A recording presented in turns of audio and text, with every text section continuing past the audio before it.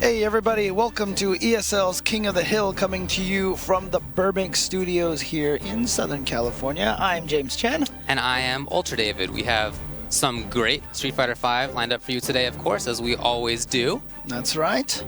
If you guys have been tuning in, of course, this is the East versus West series, and we've got some awesome players coming up for you guys today. That's right. So today from the West Coast, we have Valiant, a very strong Southern California player. We also have Commander Jesse waiting after that. We'll get to that in a bit. But the East Coast challenger for today is Dieminion from New York. Yeah, I'm excited about that one. Dieminion, you guys know, during Street Fighter 4 was one of the strongest players, and in fact, at one point in time, I really felt like he was the best U.S. player for using Guile in Street Fighter 4. And here in Street Fighter 5, you know, he started off with Fang in Season 1, had a little bit of trouble because the character wasn't particularly strong. A lot of people had trouble who were trying to make Fang work, James. It wasn't just Dieminion. Yes, fair enough, fair enough. But, you know, he has switched to Guile here now. Seeing how strong that character can be. Although he has been keeping a pocket Fang, so sure. But again, he's strong player, like potential to be one of the best in the country. So I'm really excited to see him here this week. Yeah, I do, of course, like the Guile pick for him because he fits with the character so well. The Guile, you know, Guile is very strong in Street Fighter V Season 2. Certainly one of the strongest characters in the game. Some people believe that he is #1. Right, and he's like one of the last zoning characters in the game at this point in time. I really feel like it's just him, to be honest. He's the only projectile zoner, but he does it really well. I mean, he's very strong with that. And yeah, you know, he does have the Fang for some matchups. We might see that today, to be honest, but not many matchups for sure. So I do like that he keeps the character around because, interestingly, I do feel that Fang actually solves a couple of Guile's problems, but, you know. Not the best. Currently, Dieminion remains defanged, right? Hey, all right. Okay. Yeah, we'll have to see how well his Guile, his cunning, does for him today. Nice. Valiant, of course, he's been a player who's been doing really, really well at Wednesday Night Fights. Really kind of started making a name for himself in Street Fighter V. However, I feel like, though, he's a multi-character player. You know, we've talked about guys like LPN, who's really good at playing a lot of different characters. I feel like Valiant has gone through a lot of different characters. I've seen during the course of Wednesday Night Fights, like Vegas, I've seen Bison, I've seen Karen, right? He's used Karen in the past. But I'll tell you this, I asked him earlier, and he said it's just going to be Dictator today. Really? He's going to play M. Bison. Okay. Well, look, Bison's one of those characters that Season 1, kind of like Fang, a lot of people considered him very bottom in the game, you know, like one of the... Not the best. Yeah, exactly. You know, not that he was terrible, but not the best. But this season, it's interesting because some players even have Bison in their top 5 now. Right. So he did get stronger for sure. He has some stronger pressure and defensive tools with that extremely fast 3-frame stand light kick. That was like the biggest deal. It really did. Such a big deal. It really did matter for sure. But that's not all. I mean, he has some additional, damage options and movement options. I do think that he's better.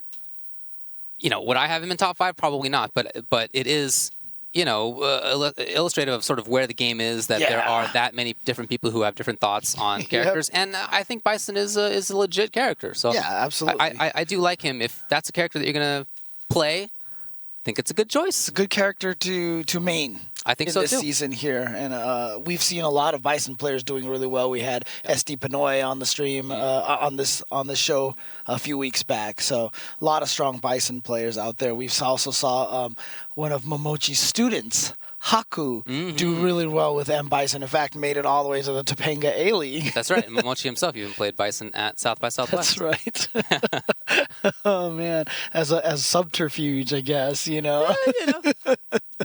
Oh, man. But yeah, of course, if you guys are enjoying everything that we do here on Twitch, on twitch.tv/ESL, you can also follow on twitch.tv/ESLSF. Twitter.com/ESL. Twitter, sorry, my bad. Twitter.com/ESLSF to keep up with all of the news on the players and, you know, the schedules, etc., like that. So that's right. And you can also check us out on the twitch.tv/UltraChenTV. Tonight we'll be talking about a bunch of interesting things. We'll talk about the E-League that's happening. We'll talk about the 2GG Civil War, which was last weekend. Right. There's a bunch of interesting other news as well, so make sure that you tune in at 8 p.m. Pacific time. That's right. All right. But so let's go ahead and take a look at the rules here. Yeah, it's a typical rule set that we have here. We have the King of the Coast, of course, East versus West. Like I said, we have SoCal versus New York. And the King returns next week to defend the title. That is the rule. Sometimes it always doesn't happen like that in practice. Yeah. So a lot of these players are busy. They're traveling around. We'll get to that in just a sec. But, the rest of the rules are quite typical, of course. First to 10, every character is fine. Some of the stages are banned, as is customary. And the loser, if they want to, can change character. Not available to the winner. Winner has to stay. That's right.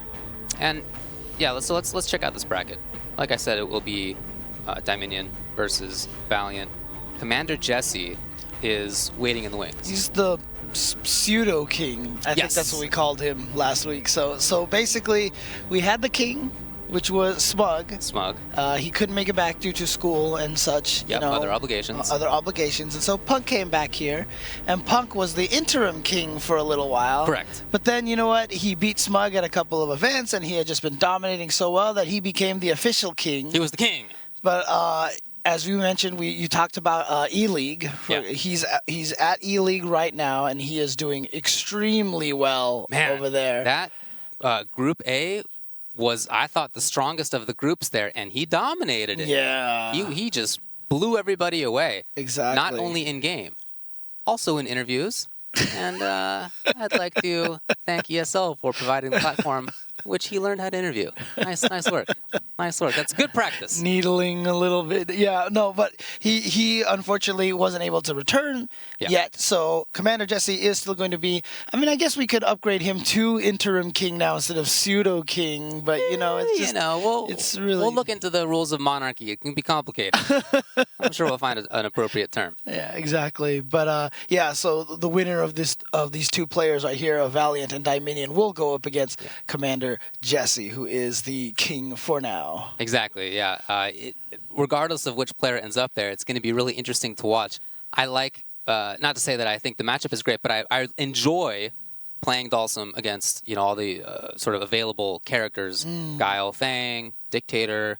A lot of interesting matchups to watch. Right. A lot of interesting switches between space control and pressure. Lots of big sort of momentum changes in those matchups. Right. So I feel like those will be really interesting to watch, regardless of who takes it. Well, if Dieminion does indeed go with Guile, how do you feel about the Guile-Bison matchup? It's always interesting because in the history of Street Fighter, that has almost always been a terrible matchup for Bison. Yeah. In fact, in Street Fighter 4, a lot of the players who used Bison could never get far because they would always run into like Knuckle Dew or they would run into Dieminion. Yeah, exactly. Yeah. Right.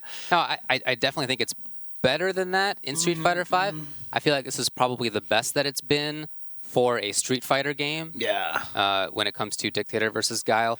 But I still do think that Guile has an advantage. Yeah. It definitely helps now, especially here in Season 2, that he could absorb Sonic Booms and then hold on to that fireball and throw it back whenever he wants. Absolutely. That was always one of the biggest problems, that Bison didn't really have anything that he could do to Sonic Boom. And so he just basically had to jump, and he has the biggest, tallest, floatiest jump. And so it was really, really tough for him to get in on Guile. But I feel like this time, throwing Sonic Booms isn't just necessarily going to work. You're going to have to throw EXs, put out a Sonic Blade, and get the two-hit fireball. Yeah, and keep in mind, Bison also has Inferno.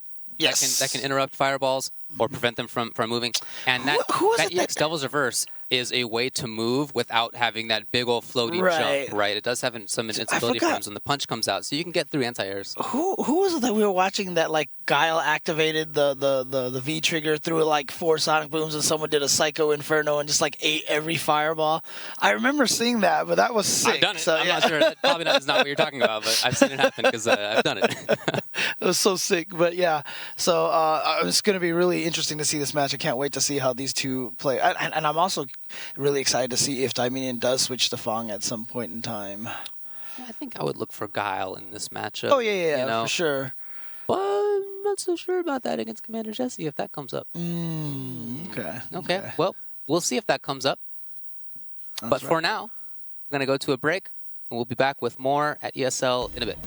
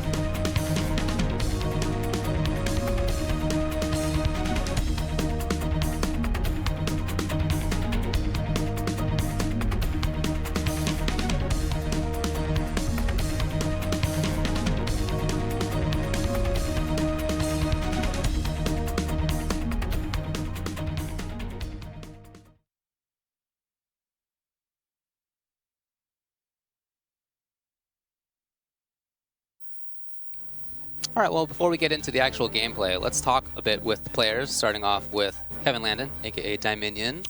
What's up, man? Doing good, man. Yeah. How are you? Yeah. I mean, I'm all right. I'm all right. So we're going to see you play some Street Fighter V. How are you feeling in the game right now?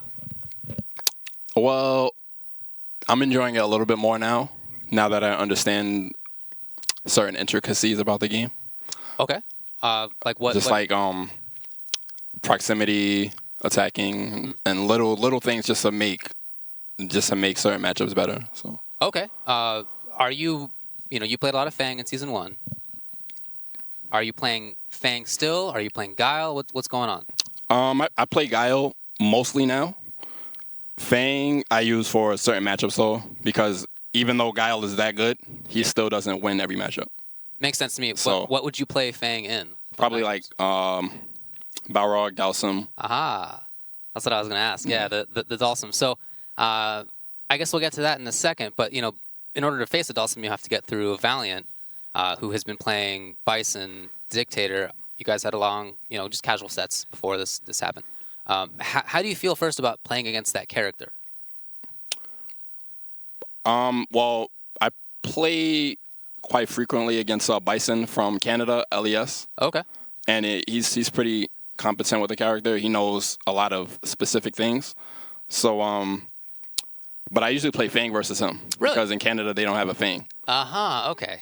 So, but Guile for sure does well in that matchup. Right. In this version, so. Okay. So is that what you're going to go with, or you're still thinking about it here? Yeah. I'll play Guile. Okay, well, Guile. If it doesn't go that well, would you switch to Fang? No. Okay, I think that's a great answer. All right. So you, like I said, you had some sets against Valiant just casually. What are you looking for from him? I mean, apart from the character itself, what about him are you considering when approaching the matchup? Attack patterns, defensive patterns. I don't know too much about him, even though we played quite a few games earlier. Yeah, but just a couple sets this morning, yeah. Yeah, but I kind of just go with the flow and try to keep certain details in my mind while I play, and just try to capitalize on the spot. Alrighty. Well, so say it works out for you. You get to play Commander Jesse, who's the king. Would you then do Fang in that matchup against his Dhalsim? Fang to me doesn't do that much better than Guile. Okay. In the Dhalsim matchup. I actually have a bit of magic in that matchup. Dhalsim versus Guile. You got magic? Yeah, I got some magic. Okay. But it depends on how the player plays also. I see. So. Yeah, of course, he's a very different player than Art is, right? Saban is a very strong New York Dhalsim, but quite a bit more defensive. Yeah. Jesse, he has a better tricky style, I think. Yeah. He's more manipulative with the spacing. Yeah. And just like tricks and traps compared to Art.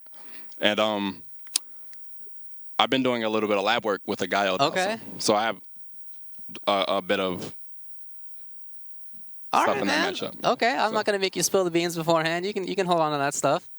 All right, but I mean, again, you got to get through Valiant first. I wish you the best of luck. But let's go over to James for now, who's going to have some words with Valiant.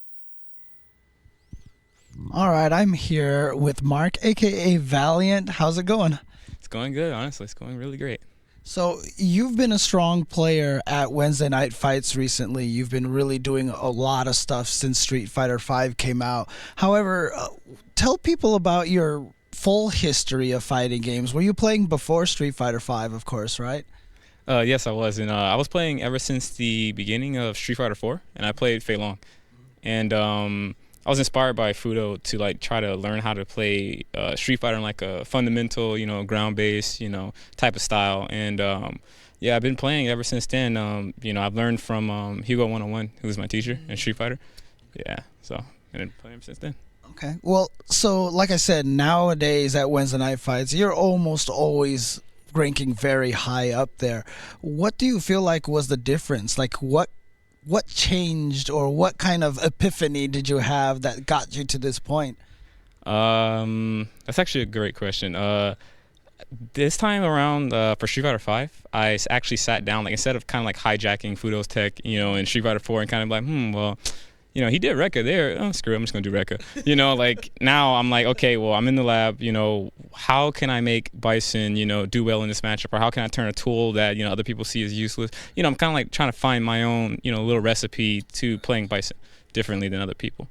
Okay, cool. Well, you've been using a lot of different characters in Street Fighter V. I swear, like during the course of the last year, I've seen you use 4 or 5 different characters at Wednesday Night Fights. How did you settle on Bison here for Season 2? Well, in Season 2, I felt like, Bison kind of, like they gave Bison a good buff that was kind of like on my wish list. I was kind of hoping for, like stronger pressure, more damage confirmed, stuff like that. And so they gave it to him, and I was like, well, that's pretty cool, because it kind of, I feel like now he fits my, like I can play solid with him. I don't have to always try to like set play people or try to like, dash left, right, mix ups all day and, and unblockables and stuff like that. Well, there's no unblockables, but, just crazy stuff, So do you feel like it's an advantage, though, and this is the second part of the question, having played so many different characters, do you feel like that's an advantage as well, just having learned all these different styles of characters? Yeah, me and Sal, actually coincidentally were just talking about that. So it's I do feel like it's a great advantage, like I dabbled in Ibuki a little bit, I dabbled in Akali. I played Ken for about 6 months, and I feel like, each character, all their core game plans in a sense is the same, which is like basically, rush down. But in a sense, I feel like, a piece of how you rush down, I got from each one of those characters. And then it just came to my Bison, and it feels really good. Like I feel complete now, or at least much better than I did at the beginning of Season 1. Okay, well, you're going to be going up against Dieminion, who just mentioned that he's probably going to go with Guile. So how much experience do you have against Guile? Do you have a game plan ready for him? I didn't get as much experience as I would have liked to prior to this event. But honestly, I feel pretty comfortable against Guile. I feel like, obviously his history of Bison, he's always lost to Guile in like almost every game. But in Street Fighter V, I feel like there's, 2 different tools that allow him to do better in that match. So I feel pretty comfortable, using kind of like basing my game plan around those 2 things. Okay, and let's say you do get past Dieminion and then you have to play Commander Jesse. How often have you 2 played each other at Wednesday Night Fights? Man, that's my boy, and he's like legitimately took me out every single tournament. But honestly, I feel Bison does really good against him. So I feel comfortable playing him. But I feel like I played him so much that I kind of got to know him a little bit. I feel like a little bit of his personality is in his gameplay. So I feel pretty comfortable going into that. All right, cool. Well, again, you're going to have to get through Dieminion first. So that's the matchup that we are going to see. It's going to be Valiant versus Dieminion right after this break.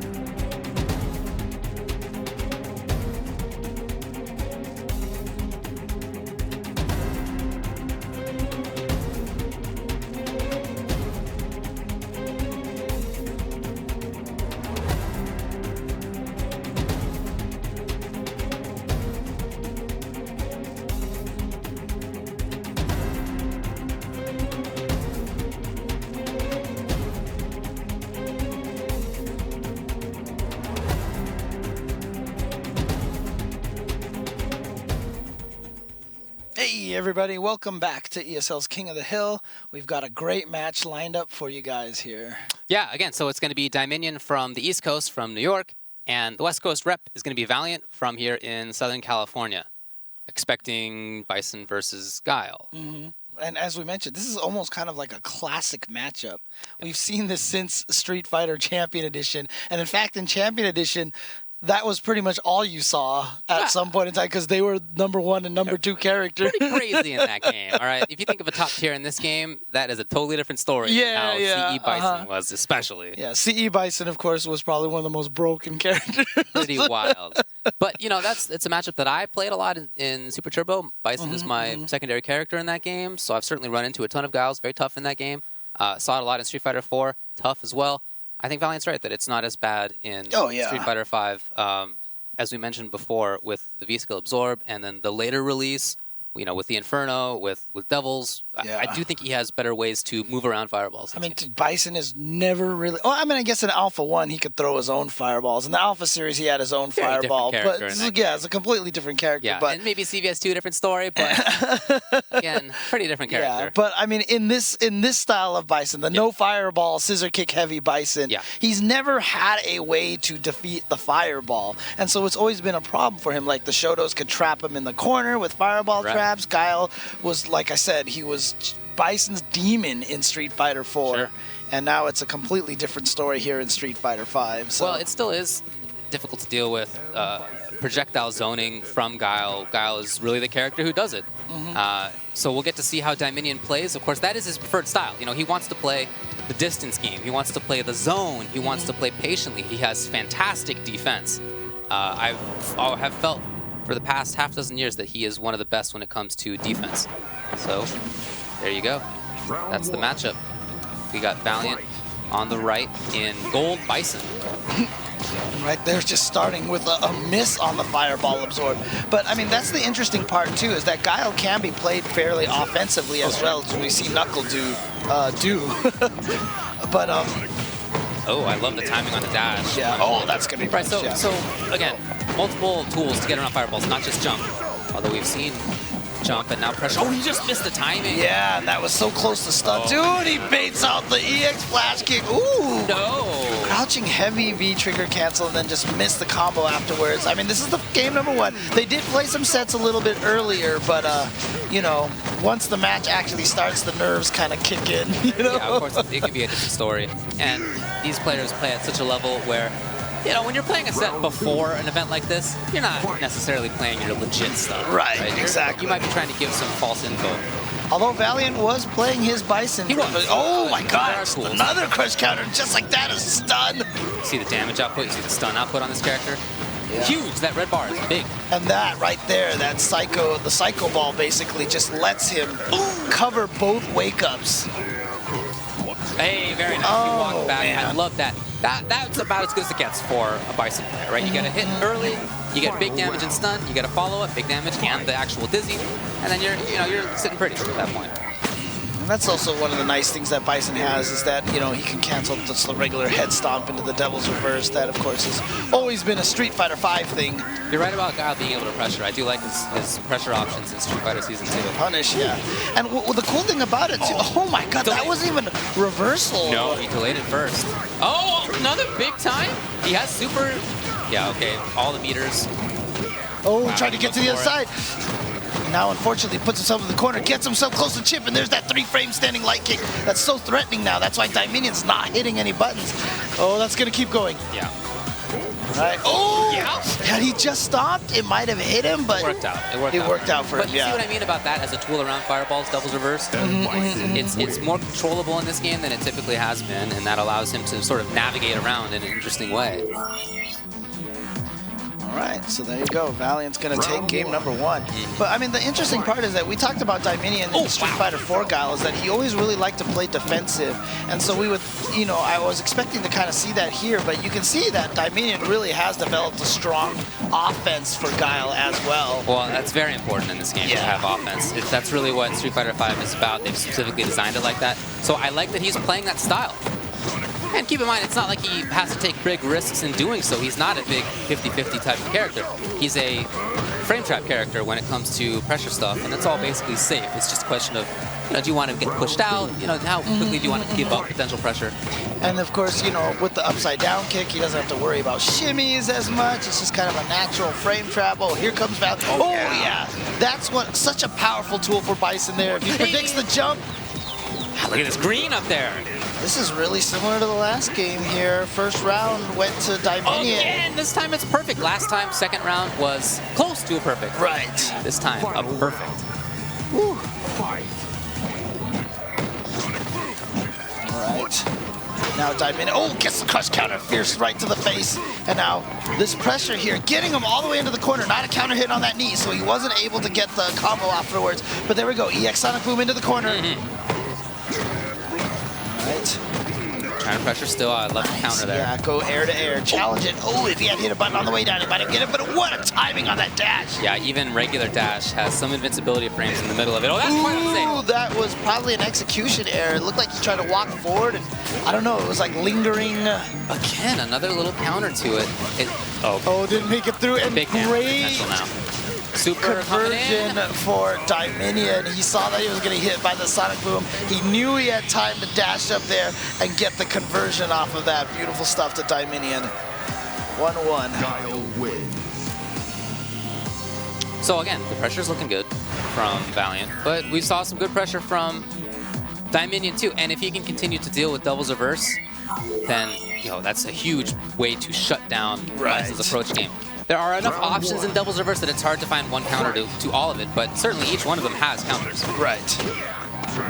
Valiant now backing off a little bit. Sometimes it's the best thing to do, even though you want to be in close and attack Guile.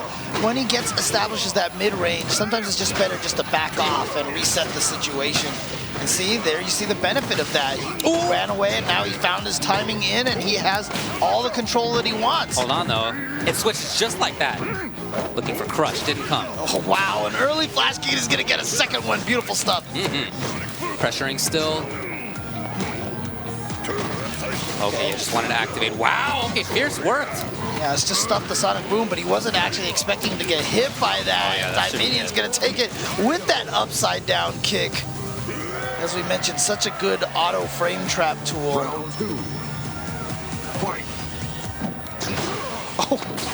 Oh, okay. Recovered fast something, but right.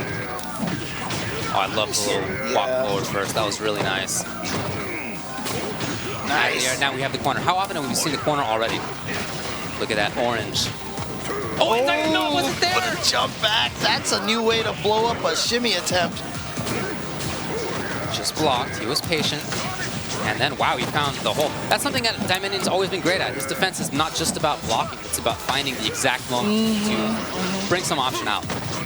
Oh, no. Just used up his EX fireball, did Valiant, to try to get through there. No has worked combo. Very consistently. That frame trap has been super solid for him. So Valiant just trying to get away.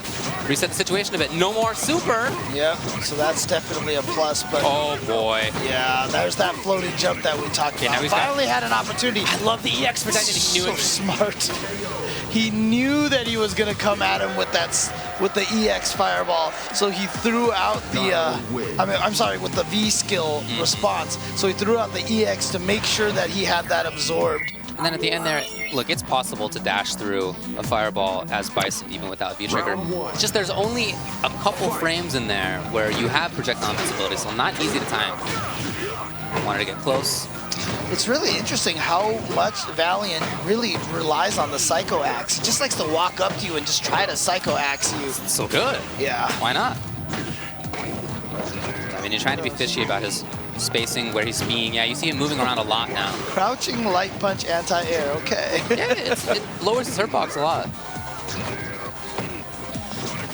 Dieminion trying to fight from the corner. He has it. Yes, anti-air was ready. Tries to jump out of the corner, but nice back roll there. Good decision by Valiant. The back dash. You know what I mean about Dieminion being real fishy on his defense. His movement has been like that this round. I like it a lot. Okay, well, it was over the fireball there now. He's just going to use it right away. Look at that Grey Life. That Grey Life is huge. Oh, the invincibility of the EX Devil's Reverse. You can't always have the same solution to EX Devils, and I know that Dieminion has been mixing it up, but that's the reason. Right. You have to have different timings. You have to expect different timings. But it's a really interesting case study here in this kind of situation, because EX Devil's Reverse is the same as it was. In fact, it doesn't move forward like it used to. Yeah, in Season 1. But sorry, backward, not forward.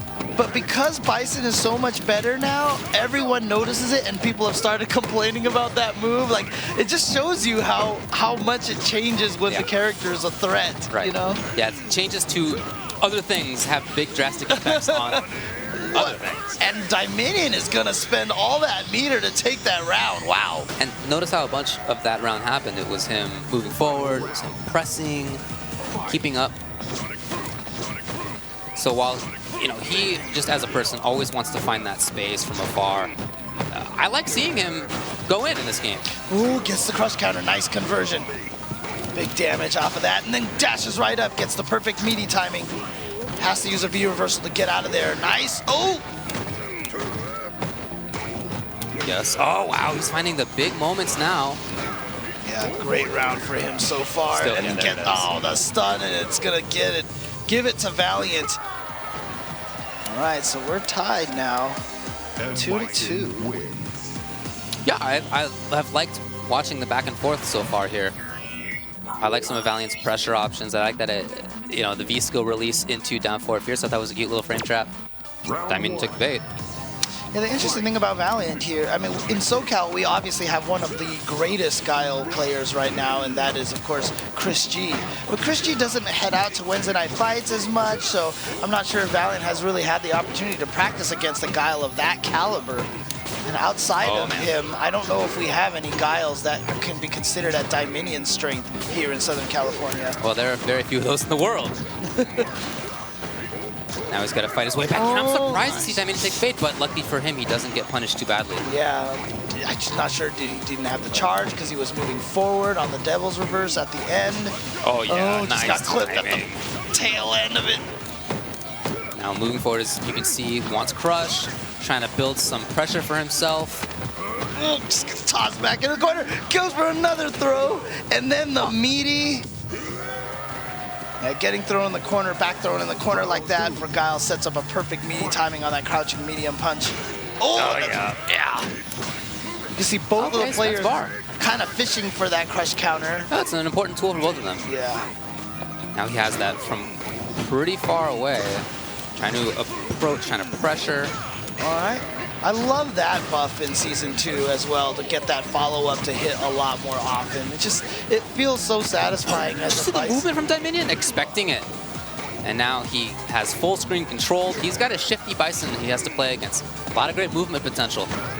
Gets the jump in. Oh my god, 3 times in a row he walked up and Valiant never took the bait. It's a lot of great life though. Yeah, which means that he went for the instant overhead. He just missed it. Yeah, that would have been close to a kill if he had gotten it. Oh, yeah. Okay. Still alive is Valiant, but very tough to make this happen. Is Dieminion going to take the bait on any of this? No. I mean, Just blocking it out. No. Yeah. The perfect moment for it. You mentioned it earlier, Dieminion's defense, one of his biggest strengths is finding just that perfect moment to get out of those pressure situations, and right there he was able to do that with a perfect timed crouching light punch into Sonic Boom. Yeah, he waited until he was a particular distance. He blocked a lot. Dieminion surviving there. It was really well played. You see him being very shifty with his movement. Ooh, Walking forward, jumping all around. I really like this because it's not necessarily what you expect out of Dieminion. The reason why, one of the reasons why upside down kick works so well is Oh, yeah. Oh wow, hang on a second. Get this big, oh nice, and then he gets the dunk. One of the most satisfying it's beautiful. buffs in the season. I've always joked that it's like my favorite buff of the season is that Psycho Axe juggling and slamming people to the floor. Yeah, it's super cool looking. Just But look, dunking people. Dieminion has a chance to take this even still. Oh boy. Can he survive? Oh, should that be was it. so smart. Yes. Look, it's not like Valiant didn't have options there. He could have dashed. Right. Once you block the flash kick, you're dead. Yeah. It's just a question of whether he should have blocked. He didn't need to, but he thought it was the right call. Right. I mean, that was the thing, is as soon as he saw that flash kick, he was probably like, got him. And then the super came out, and you're like, oh, crap. Right. Oh, got the counter hit, but didn't convert off of that. Again, trying to use that. Oh, stayed on the same side. Yeah, it's that pretty was funky, crazy. dude. Yeah. He's got a really interesting hitbox. Oh, but that low roundhouse actually moved him forward a little bit, so the jump attack missed. Here we go. Thrown This is in where the corner. Dieminion has done a lot of his work in the corner with the opponent there. Did you see the patience from Dieminion, though? He got him there, and he just kind of waited. And all right.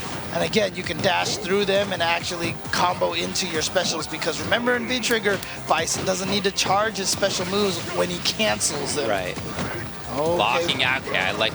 Oh, that's punishable.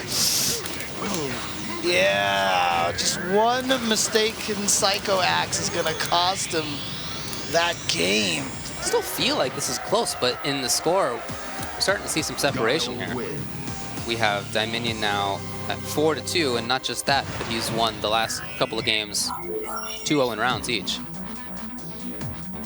Yeah, I mean, like I said, it looked like Valiant had that last round like in control. He was starting to get the offense going and everything. Then he threw out one Psycho Axe, and it all ended at that point in time. Oh, that dunk again. Ugh.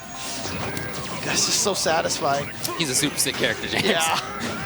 I played him casually just online recently, and I could totally see why in one of your early how to play Bison videos, you're like, play Bison if you just want to be a jerk. You can be a jerk with him, it's awesome. It's not that effective at high levels. No. If you're mashing around, he is a blast. Yeah. And still very fun at high levels, too.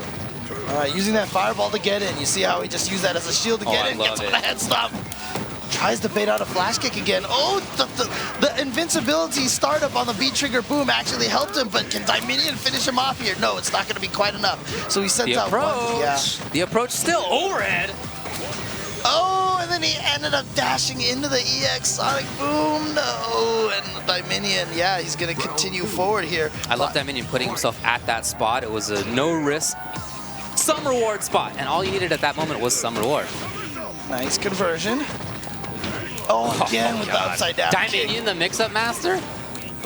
Had to get rid of some of that stun bar. I like it, but that means he's gonna struggle getting Shin Bison out. You see how good that character is. Trying to get through things. At this point, okay, there it is. Trigger's ready. Question is, can he make anything happen with it? Interrupted even after down 4 fierce. But okay, here we go. Where's the mix-up from the front? He wanted the crush, but back in the corner. EX available to Dieminion. He has Invincible's tools. And he waited. Yeah, getting him out of there. And I feel we've seen that quite a bit. We've seen that dash forward quite a bit. When you're playing V-Trigger Bison, it feels like you gotta run around. Because you know the character has those tools, so you just want to do it. But sometimes, and he said this before when you interviewed him, you gotta play that patient game. Round 1. Yeah, but one of the things I was saying about the upside down kick earlier is that the reason why it's such an effective throw bait and the reason why it seems to connect so much is because it's a move done while standing that's throw invincible. So a lot of people react to throw attempts because they notice the character doesn't ever crouch. And so the upside down kick keeps Guile standing, and it's so deceiving that way. At this point, we're seeing Dieminion take advantage of a lot of situations, pressing buttons at the right time. Again, that's his defense, right? It's not just about blocking. It's about finding those little times to interrupt, and he's been doing that very well. Dieminion was trying to find a way to get that V reversal going, and I love the use of the Devil's Reverse to go around to the other side. Not quite there. Basically just to put Dieminion in the corner. No, that actually might be it. Wow! Is that going to be it? Oh, it is! Dieminion steals that round. Again, Valiant, I really feel like the end of each of the last, 4 or 5 rounds has been him running into things that he doesn't need to have run into. Right. It's just like a little bit of over-aggression. It's like you were saying, just not patient enough. Right. He needs to be a little more patient. He's had the leads. No need to press too much. Right. Coming in with that. Yep, came down from the front. He's going to go combo in the Psycho Inferno. Of course, that's the follow-up. That's the combo ender that you use to get better pressure. Oh, very nice timing. All right. In there, gets him low. Okay. So this should be the round for him at least. And that's good for him because it's been a while. It had been a few games since he had taken one. Taken a round. A round, that's what I mean, yeah. Exactly. Yeah, he's lost 7 rounds in a row, it looks like. Oh, just trying to get in there with that Psycho Axe. There he gets it. Wow, buttons again after being hit by scissors. Dieminion is finding all those right moments. Just stayed crouching and got caught. Maybe he was expecting a Devil's Reverse to come out, not sure. But here comes Valiant using a lot of his meters on those EX head stomps. Okay, now here's Dieminion, and he's done well in this game as well. Okay, that time the EX does get him out. Yeah, you know what? I like the idea. Gotta seal it. No, he doesn't! Oh my! Oh boy! Can he make this happen? Dieminion has come back available to him. He didn't pressure at all. You see that? He's seen Valiant sort of rush in enough that I think he expected it again. It didn't come though. Arguably it did at the end, but it wasn't when Dieminion expected. So there's a game for Valiant. Not getting washed away here. Yeah, but again, one of the tenets that we said of Dieminion's play is his patience, his defense, And now, I really like the offense that we see, but so far he's just been playing very, very solid. It's been really hard for Valiant to open him up. Well, Valiant just had a button through an intended interruption from Guile after that down forward. It's so good to see that he's getting that stuff now. And remember, Bison has, I think, the largest regular throw range in the game. And so a lot of the times you feel like you're outside of throw range against other characters, and he's still going to get you. Because it looked like Dieminion went for a throw bait, but he still got thrown anyway. It's only fair if you have terrible walk speed. Yep, exactly. Oh, wow, that time he made it over. Okay, misses the dunk. Moving forward still. That 3-frame standing light kick is such a useful button. Anti-air, yes. Okay, now Dieminion has the corner. Escape. Yeah, I like the choice. Yeah, no need to go in. There. Able to control things. Dieminion was worried about V-skill, did not come. And so now we have this pressure building. Anti-air. Oh, but button. So, you know, we've seen Dieminion for the most part do really well in the throw frame trap game. Defending as well as offensive. But over the last couple of rounds, Valiant has really battled back well on it. Just kind of with a meaty crouching heavy punch. Yeah, sometimes the opponent matches buttons, you know, you gotta look for the busts. Oh, wow, got crush counted on that. It's gonna plant the Sonic Blade right on top of him. Gets out of there, no cancels. Here we go, the pressure time. Tries to bait him out. Oh, wow, was that an intentional Sonic Boom? In that situation, he was in the middle of a head stomp. Not sure. Maybe he thought that Valiant was going to try to run away with that head stomp follow-up. Yeah, could be pressuring. And I like that pressure, too, because it's not very risky stuff. It's buttons, and one of the big strengths for M. Bison is Gray Life. See that Gray Life up there? Oh, look at that. And just like that, that stand short was 150 damage stand short. I was about to say, nope, I don't see any Gray Life up there right now because it just got all taken out. Yeah. With that stand light kick. And like we said, that stand light kick buff, 4 frames to 3 frames between Season 1 and Season 2. To any person normally listening to us, this is 1/60th of a second, and you're like, how could that make such a big deal? That was a huge change, huge change. In fact, Guile doesn't have any 3-frame buttons, and so that actually makes it so that Bison can pressure him in a lot of situations now that Guile can't really do much against, and he can do that against Guile as opposed to some other characters with 3-frame buttons.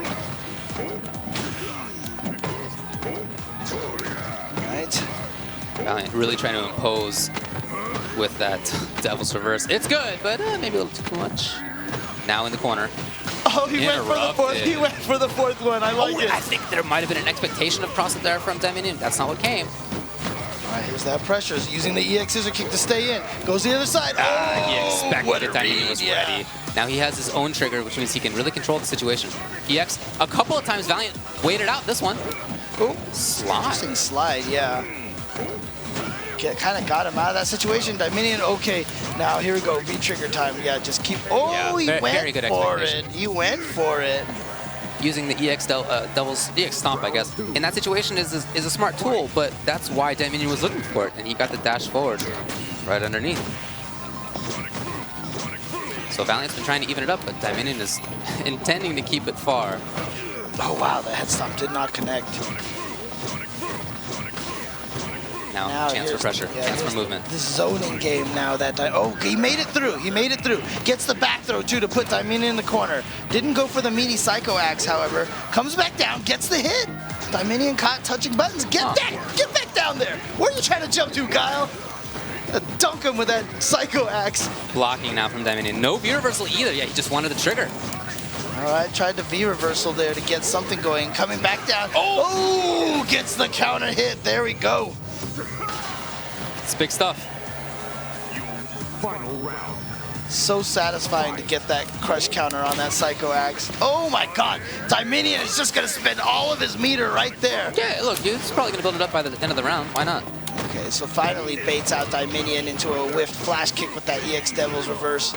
Dieminion, I love that, punishing the V-skill attempt with the back fist. Love the jump time, but anti-air, not for a lot. At least for Dieminion, he's back in the middle of the stage. Down forward fierce. Basically built in meaty after a back throw. Yeah, that's cool, right? Dude, that EX Fireball is so dangerous. Huge. Oh, EX, it's not enough. Quite enough. Yeah, he's got one more mix-up to go. Oh, and he trades with a stand fierce. That was shades of... Interesting timing. That was shades of Super Turbo right there, trading with Sonic Booms. Just walk up and roundhouse him, you know? It's a valid strategy in that fight. And look at this. We're tied. That's right. 5-5. 5-5. So Dieminion tried to make a break for it. He basically tried to pull ahead, but now Valiant getting it all knotted up here. Good match so far. Too far, even for Bison's throw. Coming back down, but got away from that Devil's Reverse. Able to punish it just a little bit. Here we go, thrown into the corner now. This offense was so important for Dieminion earlier in the set. It feels like it hasn't been as important over the last few games. So from his perspective, I think I'd like to see more of that if possible. I know it's not easy to set up. Look at that gray health. He's actually, oh, okay, he just lost it there. He actually, surprisingly, had built up like almost half of his gray health. What a slide timing. Oh, wow. Yes, confirm. It's a big damage. Shin Bison some sick. Ah, but hold on. There's super as well. Will he spend it? Yeah, he's going to spend it. There's no reason not to spend it. Yeah, I like it. Again, for Dieminion, look to see more of that pressure. Look to see more of that pressure. And Valiant has done a good job of not being in a situation where Dieminion easily sets that stuff up. Right. But the zoning hasn't worked out as well as I think was the intention. Oh, yeah, it's man. really cool. They both have that stuff. Yeah, right? I know. I was about to say they both can do that. Here it is. This is where Dieminion, I think, is very strong. Has been, at least. Oh, got the counter hit on the knee, but didn't get the combo afterwards. Look at that. Yeah, this pressure. Man, that looked like Dictator stuff on Dalsum and ST. The corner trap. Inescapable corner trap. Yeah, trying to find a way. You see him walk up there to try to get that Psycho Axe. Oh, slit under the back fist. I'm surprised the back fist get hit. But Dieminion willing to risk that because look how much life he had. Right, yeah, not taking a big risk. The late jump back jab does it for Dieminion. So we've seen a ton of different responses to Devil's Reverse. Yeah. You see, you got to mix it up. Dieminion did that.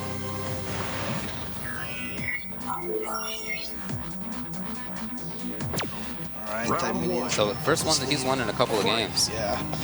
Valiant's only had a lead here at 1-0, so he's not been able to get that again. He's been able to get it tied a couple of times. Oh, nice. Okay. Get in there. Still gets the pressure. Yep, roundhouse, roundhouse. That's what I mean about the great damage. I feel like Bison is one of the best in the game at building it. Right. And without, you know, man grabs, without overhead lows, I think that's pretty fair. All right, tries to get in there. Oh, it looked like he was trying to cancel into his V skill release, I believe it was. There it is, okay. Yes, the setup. Coming in. Oh, wow. Sniped him. Gets the counter hit, but he didn't confirm it. He did not believe. Wow. I don't know. Whatever, man. It worked out. Yeah. That's all you can say sometimes is good. It's all good fortunes. Good fortunes. If it works, it works. There's a buff right there to Bison. Of course, that in V trigger, his EX head stomp is truly invincible. Yeah. Although no longer plus on block. So yeah. You gotta take the good with the bad. Yeah, but I remember talking to a couple of Bisons who have actually said they like that trade-off. Yeah, sure. They would rather have that escape than, than to have the plus on block. Yeah, God. I mean, you had to know Dieminion was going to wait there for that flash kick. Okay, get the throw escape. That's always risky because now you're re-establishing Dieminion's ability to walk up and upside down kick you. Oh, I swear it looked like he tried to walk backwards to bait the throw, but got thrown anyway. Look at that, just walk up throw, even with Bison. So far. Yeah, he was definitely trying to bait out a throw attempt. Oh, no. Too far away to get that, yeah. Dashed into it. It's safe, though. Cancel. And he saves bar. Lovely jump. Yeah. No, that's punishable. Oh, but not... No, what are you doing? I don't know what's going on. I don't know what's going on. I'm not sure if maybe the intention was a stomp or what. I don't know. Just execution error? I'm not really sure, man. Ooh, just came up for the head stomp. A nice throw tech. Okay, hold on. Still an opportunity. If he finds one combo, this is going to do it. He has EX. There it is. Uses it to get in. One more. Oh, wow, no anti-air. Can't believe it. What a throw tech at the end. What a throw tech. Oh, my God. That's so risky at the end of a round like that. But he did it, and it saved his life. So he's going to see if he can work on this 2-game lead. But here comes Valiant now. Has the corner position. Has the corner pressure going. Wow. Interrupted. Now here's Dieminion's game. He has the corner. Bison does not have very good defensive tools, but that is one way to deal with it. Okay. Try to chase him down with those Psycho axes, but like I said, yes. you can see why it's such a powerful tool. It's plus on block. Yeah. Guile doesn't have any 3-frame moves, so he kind of just has to deal with this pressure. Look at this, and then just gets the throw after a slight backwards walk, which is what I feel like triggered Dieminion to not try to throw tech. Well, in addition, Dieminion had done flash kick after blocking the crouching short a couple of times. And so Valiant, I think, was playing safety first there, just in case. Yeah, but it's, No flash kick came, so the grab. it's weird little tiny things like that that actually make the difference on whether you land your throws or your frame traps. It's just those small little jukes like that that are so important. All right, using the Sonic Blade as a shield, chasing it along, and you look at that. One jab Sonic Blade pushed Valiant all the way into the corner. He just walked back away from it, finally got anti-aired, and found himself in this position. All of this is because of that, too, by the way. Yeah. This is all a result of having, you know, kind of walked himself into the corner. I know you don't want to deal. Wow. How did that not hit? Okay, so Dieminion jumping. Very common response to V-triggered Bison. Nice. Charge just in time. That great block. No. That could have been punished. Right, missed the short. Yeah. Almost all overheads are -6 now in this game. Yeah, just mashing the jab. That's, again, one of those situations where you feel as Shin Bison that you got all these tools. Use them. Right. Get in there. You can do it. But people know that, and so you really can't do it as easily as you would like. Right. Yeah, one of the things that I just want to point out again, I know we talked about it earlier, but Valiant's willingness to just walk into Psycho... Well, okay, that's cool, though. But his willingness to walk into Psycho Axe is such a key tool for him. Like I said, you have to think of Psycho Axe, I think, as no charge scissors that's plus on block. Right. So it like controls basically the same spot on screen, leads to big damage, gives you advantage afterward, builds gray life. It's a very strong move. Look at this. Jeez. Dieminion is a slippery fish. Well, just a tiny bit of life left for him to try to go back up 7-6. Uses that V reversal. Nice again. Through. Oh, boy. Very doable. If he finds one more hit. Other side, he got it. Yes, he has not gone for the cross-up mix-up very often. He's been light on it, and that's what you have to do. You might think, oh, I have dash throughs. I'm gonna do that. That's gonna be my level 1 mix-up. It's not anymore. Now that's the level 2, level 3 mix-up. You have to set it up. You have to be patient first. And there again, perfect timing on that EX Devil's reverse, and gets the toss. Jumps over, but nice dash under by Dieminion just to avoid blocking the cross-up and getting out of that situation. Last second blocking that, but again, where are you trying to go? Bam. Can't get into the air, dunked right back to the floor. And, he might have been able to juggle off of that, but wasn't quite ready Very for it. nice read, expected.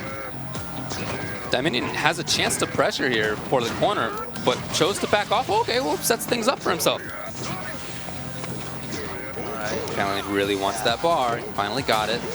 Honestly, sometimes when you see Guile is chasing your Sonic Boom, his Sonic Boom to try to pressure you into doing something, the best option is to block the Sonic Boom because he's walking forward. He's not charged anymore. Boy, that took off a lot of gray. Ooh, just walks into the EXV trigger Sonic Boom. Wow. Can he set it up? Oh, he now? got the knockdown. That was really crucial. He might be able to take it right here. Not quite. One more. Quite. They What a both throw went for it. Yeah. They delayed it. Okay, can't get you.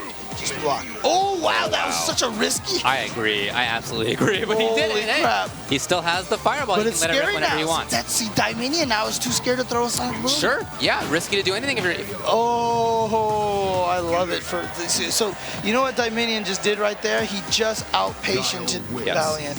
He just said, you know what, we're both in this situation, but I can see you're pretty antsy. So I'm just going to sit here and wait till you make your move, and then I will just counter it. I'll just be ready to crouching light punch. That's classic Dieminion stuff.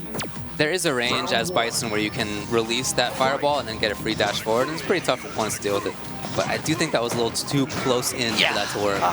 Fireball hit too early, so that guy was able to recover. Nice block on that upside down kick.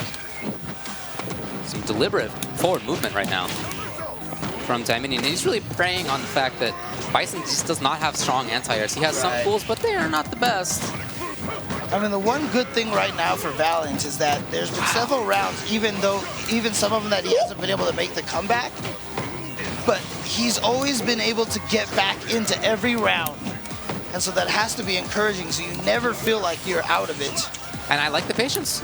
He didn't take the bait on dashing or didn't do anything nuts. Again, Dieminion's looking for the dashes, jumping back, trying to prey on them, but instead, Valiant with some patience. The ball. The ball! Oh my god, he went in with the slow walk.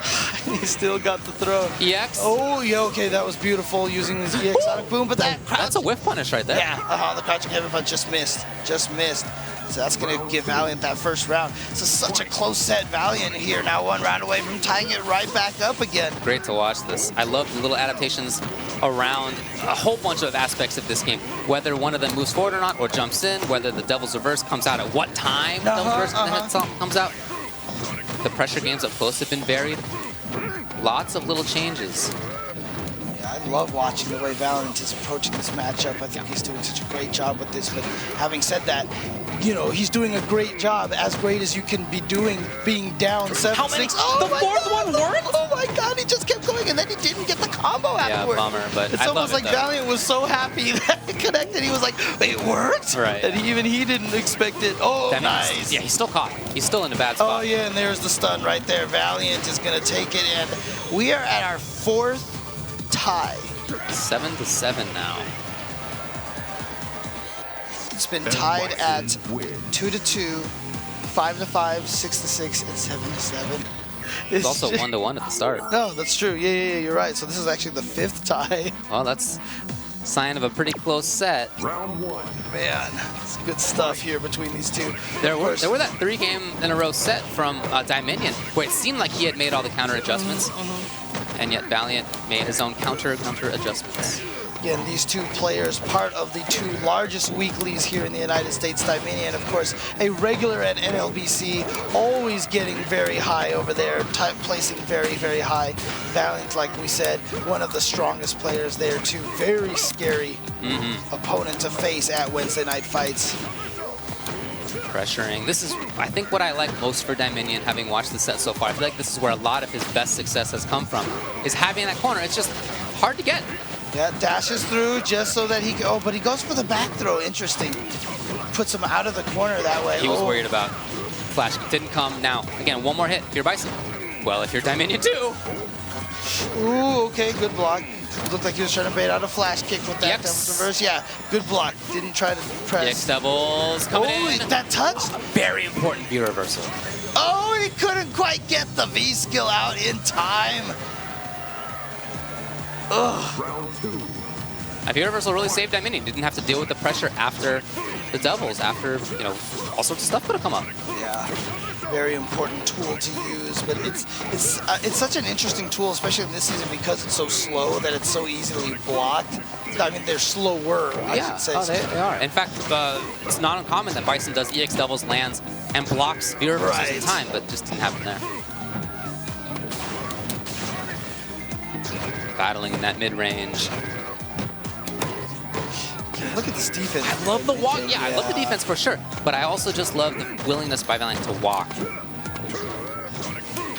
Yeah, especially for charge characters, right? Because charge characters... Oh, God, he did the tricky stuff. He's playing week 1 Bison. I love it.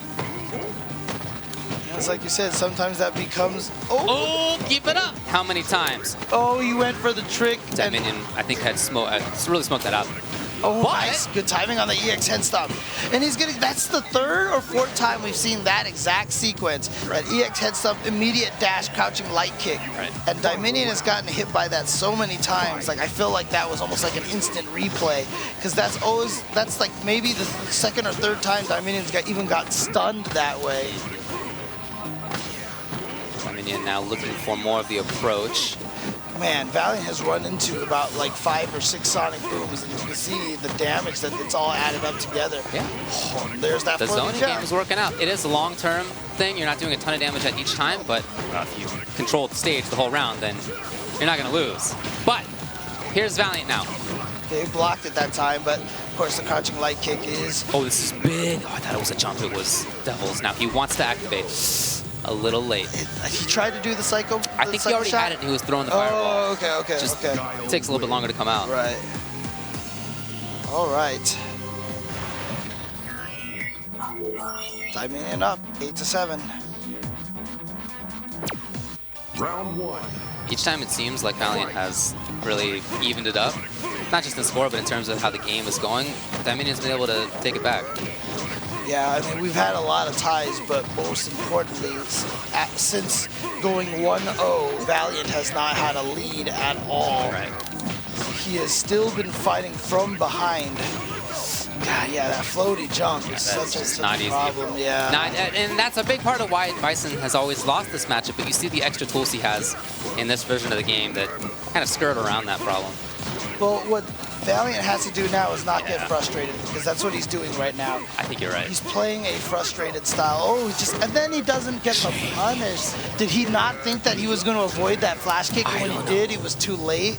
Because, look, Valiant jumped, got flash kicked, like the same Sonic Boom flash kick like 4 times in a row, walked into like a Sonic Boom, etc., etc. I feel like he's playing Dieminion's game now. Yeah, he's, I don't know, I think you're right that he's getting frustrated. The amount of jumping is just so much higher than it had been in the past. Right. And you can see it's causing problems for him. And I feel like Valiant is just swinging for the fences more. So now he's like, okay, I won't jump, so I'm just going to Psycho Axe. But he's doing it at bad ranges and bad timing. Okay, well, here's maybe the chance to end that streak of bad play. Oh, wow, the jump time is even so perfect. I like that forward move from him. He's not just the patient Dieminion that I expected. There's more offense in there, and that's really important in this game. Great neutral jump there. So now Dieminion, after all this time, here he is at set point, 9-7. It could be 10-7. I don't feel like that would terribly reflect how well this sort of how close this has been. Yeah, exactly. It has been close, but it's really on Valiant right now to recover, because I absolutely agree with you that he looks frustrated, he looks flustered, he's just swinging at times that he was not doing before. It's not entirely him. Dieminion is also putting himself at better ranges and better timings, but Valiant, earlier in the set, he saw that and he made the changes. But he didn't make the changes in the last couple of games. It is hard to get a jump-in combo with Bison to punish the Sonic Boom. Valiant did get it, but unfortunately, he's been side-switched. Now he's the one in the corner. Well, didn't quite get him. Again, that air-to-air, beautiful stuff. Here it is now. From the front still, yes, Dieminion respecting, lovely defense, lovely patience. Staying back as much as he can right now, but here he is, gonna get tossed in the corner here. Other side. EX, yes, he does spend it. A couple of them, oh no! And now he's got to contend with Dieminion, who has Trigger, who has Super. Yeah. He's very scary. If he can just get one sequence of those regular Sonic Booms, he'll be able to combo with the critical art pretty easily, but that's why, yeah, no more. Be careful, why are you touching buttons with Guile walking at you like that? Like I said, just block. What's his choice? A little late. Overhead does connect. And Dieminion jumps back to that space, back to that spot of safety. Oh, man. I love Dieminion moving back to that spot. He could have pressured, but he knew, look, Valiant's running into things right now. Yeah. Let me put myself in a spot where I'm just going to take advantage of that. And then he misses the crush counter We're combo. seeing a bit of meltdown right now, unfortunately. Yeah, like I said, that last round was a perfect example of Valiant. You can tell of the frustration and the impatience, because he was playing so well. He had a big life lead, and then he just walked into about 4 or 5 moves. Right. Now he's waiting for Dieminion's EX Boom, which allowed Dieminion to set that approach up. Dieminion is just, you can really see the experience. Right. He's been at the highest levels. He's not going to get caught off guard. He knows how to adjust, and he has done that. He's made those adjustments. Just knuckle to the face. Out of the air. Stayed in the front, yeah. See Dieminion not doing anything too risky like flash kicks? Nah. He's going to get close to doing it. I don't know if this is going to take it, but considering how strongly he's controlled the stage, not looking good right now for Valiant. I mean, Valiant has made some pretty valiant efforts, but it is all for naught. A very fitting end that the way he loses is by dashing it. Yeah. That's unfortunate for him, but kind of the story of how the last few games went. Right. But again, it just really felt like he kind of lost the patience there. You could kind of see it. He was tied 7-7, and then it felt like he fell into Dieminion's trap. Dieminion is going to be the guy. I mean, that's what Guile wants to do. All Guile players want to do that. What they're trying to do is frustrate you, make you make mistakes, make you to the point where you give him free damage, like jumping over Sonic Booms and getting flash kicked. Yeah, those are things that you don't need to do as Bison. You got to move forward at some point, right? You can't stay away forever. So there is, some level at which Guile knows that he's going to put you into these situations. The question is, how do you deal with them? Earlier in the set, for I would say the first 2/3 of the set, maybe 3/4 of the set, Right. Valiant did deal well with a lot of that stuff. Right. He moved well. Remember I talked about his walking? I love when he was walking. Exactly. Right? It just wasn't in there the last few games. One of the things, this has been true of fighting Guile since the very beginning, right? Is that one of the most important things you can do to Guile is walk up and block a sonic boom. Because the thing is, you're just going to take tiny bits of chip damage, right? And the whole goal basically is to get Guile comfortable throwing sonic booms. If you convince him that he's safe throwing sonic booms by walking up and blocking, one, you're taking a little bit of chip damage, two, you're trying to close the distance, but then that also lulls the Guile into a false sense of security, so you have better jump timings over the sonic boom. So even in some bad matchups, like I said, especially if you see Guile chase the sonic boom, as soon as he chases the sonic boom, one of the best things to do is just walk up and block it. It's going to be like a 50-50, right? You got to block overhead or low, maybe it's the grab. You don't want to deal with that, but it's better than dealing with it when you're in the corner. Or when you jump, because that's what he wants you to do, and then he's going to hit you. He's not charged. I mean, I certainly get the temptation to not sit there. But everybody feels it. I feel that too. But it's something you got to do. Yeah, if you block that sonic boom, a lot of times you'll see the Guiles actually panic. They're like, oh, shoot, he blocked it. I thought he was going to jump, and now they're not charged, and you can get in. There's just a lot of different ways to approach it. And Valiant was doing a lot of that at first, and I felt like he lost it at the end. Yeah, I absolutely think you're right. You have to think of throwing fireballs and dealing with fireballs as mix-ups. They're full-screen mix-ups, right? Exactly. Same thing, as up close. You got to mix up your timings on things, and Valiant was doing that. Didn't do it at the end. And Dieminion, fantastic player, saw it and took advantage of it. Yep. Well, we're going to take a quick break. When we come back, we are going to talk to the players and get their thoughts on this matchup, so stick around.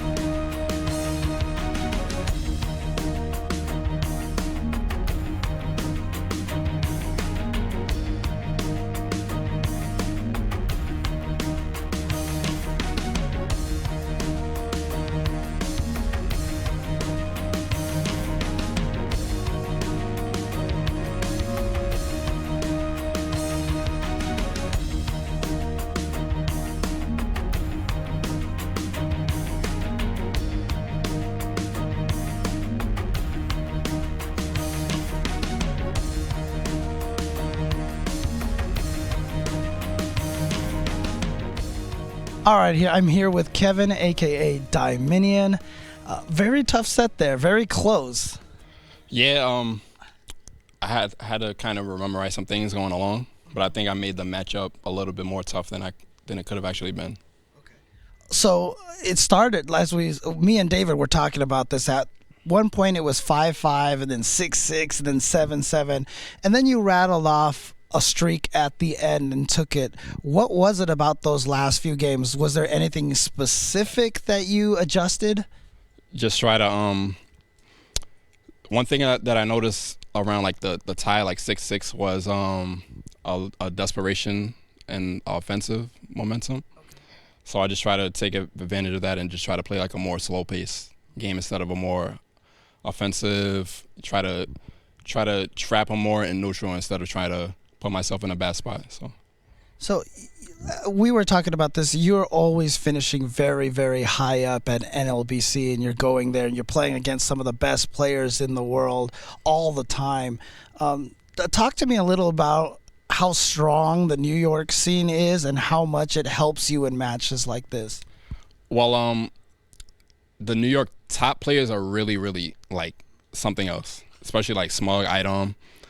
We have a lot of up-and-coming players too. JB, Master Mike's been coming to NLBC, so he's getting better with Urian.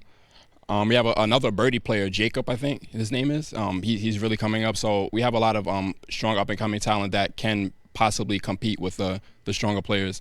I don't know where I would put myself, probably somewhere in the middle, maybe. But it's just a tough tournament every week. It's just so tough.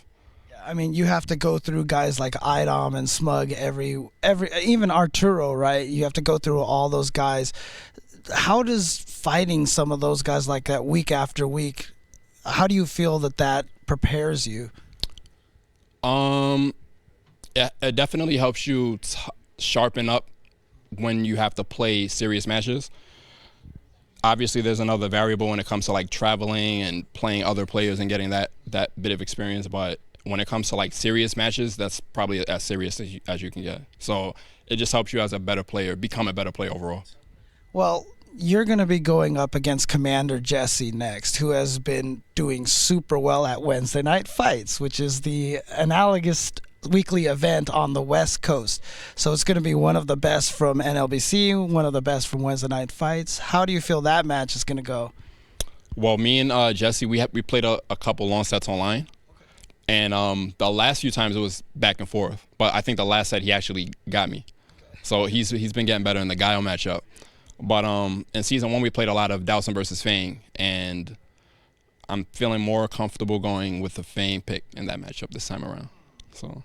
Well, you were talking to David earlier. You were saying it almost sounds like you kind of wanted to stick to Guile, but are you leaning towards Fang right now? The last set we played, I felt like I didn't lab enough from the transition because we kind of adapt going from set to set. So, but this time I spent a lot of time in the lab, and there's some things that I want to try out in the Guile matchup, but just the matchup in general is just, Dowson just does really good against zoning characters. So, but Fang is not a traditional zoner. He's like a tricky, he has mix-ups and stuff like that. So, Fang he seems like the more safer pick. Now, this breaks my heart to say this, but East Coast has been doing very well here at ESL and has been kind of beating a lot of the West Coast players.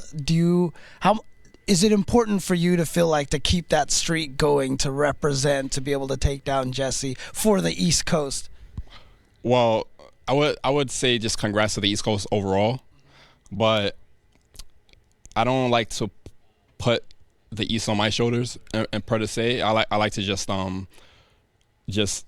if I feel like if I'm not the one doing the result, then it doesn't really matter. So right now this is just like a fresh start for me. All right, cool. Well, let's throw it over to David. Thank you again. And let's throw it over to David, who has some words with Valiant.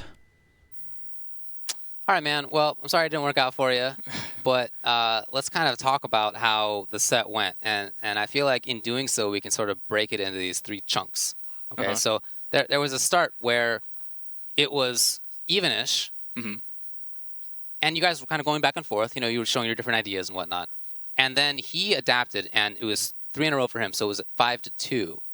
At that point, did you sort of identify anything that you saw that allowed you then to, you made a little comeback for yourself? What went into that? So basically, when I was trying to fill him out like the first couple of games to kind of see, what type of Guile he's going to play. I mean, I know he's kind of like renowned for having like a really lame Guile. Like, you kind of like sit there, kind of play like a wall style.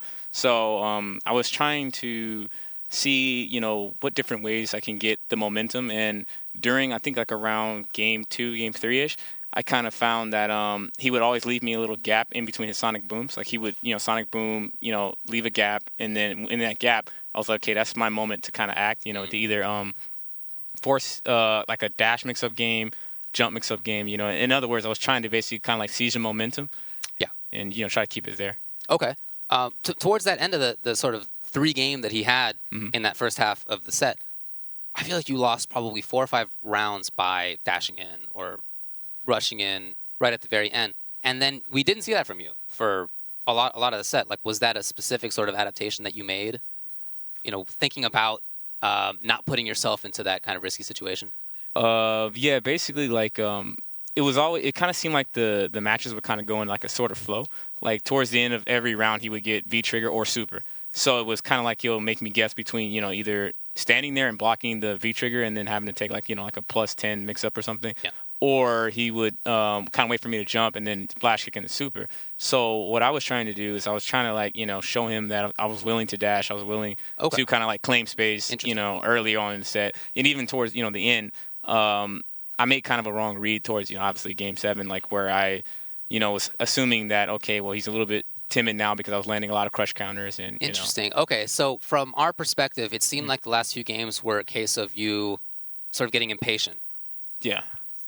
In your mind, instead, was it that you had sort of set up patience, and so now that's what Dieminion's expecting, so now I'm going to do the thing of, let's get crazy. Yeah, exactly. That was kind of like I was trying to use those to kind of like close out the last games, because it gets kind of hard when he kind of figures out all your tricks. So now I was like, okay, well, now I can hit him with the dash, I can do the jump and, kind of like, fly in there. I see. Okay, yeah. It did seem, again, externally that he recognized that you were dashing in, not just dashing in, but sort of jumping, moving forward into situations that got you flash kicked or sonic boomed or whatever it was. But I do like the idea of having sort of set that up in advance. I just want to rehabilitate that. I guess. I think that's kind of cool. Was there anything that you learned from this set that you might do differently playing against him or playing against Guile in the future? That's a great question. I definitely feel that, you could pretty much against Guile, like, expect the same, like, kind of adaptations throughout the, entire, so, like, if you're, it all depends, if you're playing a Guile 2 out of 3, or if you're playing him, first to 10. So if I was to ever play, like a 2 out of 3 Guile, I know to pretty much always expect, kind of the traditional sonic boom, flash kick, no really variation in there, but just kind of like, playing that game. So I kind of know now to always look for that, and always have options that pretty much keep me safe, instead of like trying to like force a mix up or, kind of like, force myself on them, Okay. Now, James talked a little bit about NLBC Wednesday night fights. Those are the 2 marquee weeklies in the U.S., one in SoCal, one in New York. So you guys are both representing one of those. Do you watch NLBC much? Do you get a chance to check that out? It's kind of for us in the West Coast, it's kind of like during work a lot. So. Yeah, exactly. I mean, I have school on Wednesday, so I'd be like stuck for like 2 hours, So. There you go. Yeah. But what do you feel about the level of competition between the 2 scenes, having played against him, seeing other people? How do you feel that they match up? I feel like East Coast is very strong. They have lots of very strong players. They have Shine, they have Dieminion. They have so many people, Smug. All those guys are like Punk. All those guys, they're like really strong players. So I feel like it's kind of like a clash of different styles. Because like West Coast is kind of very offensive. Kind of like to be in your face, force mix-ups, and East Coast is like very wall-like. They like to play very defensive style. So I feel like it's really interesting that we get to see kind of like both sides come together and play it out. Yeah, for sure. Are you going to be traveling around anytime soon? Yeah, I'm actually trying to make it to West Coast Warzone and cool. NorCal Regionals, and from there kind of see Evo. Obviously, you can't miss Evo. So for sure. Okay. All right. Anything you want to shout out? Yeah, of course. I'd like to give a shout out to my boy Salyu, my boy Kizzy K, Herman. Also, I'd like to thank Gamergy for this opportunity. Definitely sponsoring me and allowing me to kind of like live out my dream and do Street Fighter stuff, which is very cool. I also like to give a shout out to my tech buddy GG Brian, and yeah, it's pretty cool, man. Well, again, I'm sorry it didn't work out for you. I thought you played really well, and very interesting to hear the perspective that the last few games were more about you having thought that you set up, the idea that you could approach, rather than just having kind of lost. Yeah, eventually. I mean, around that time, people start to burn out. And I can't lie, I was burning out a little bit too. But it's more of a kind of like I want to hurry up and really try to end this. But like I had set this up prior, knowing I was going to do this if it got this close. I see. Cool, man. All right. Well, again, sorry it didn't work out, but thanks a lot for joining us. Appreciate it. No problem. All right. Let's head to a break. We'll be back with more in a bit.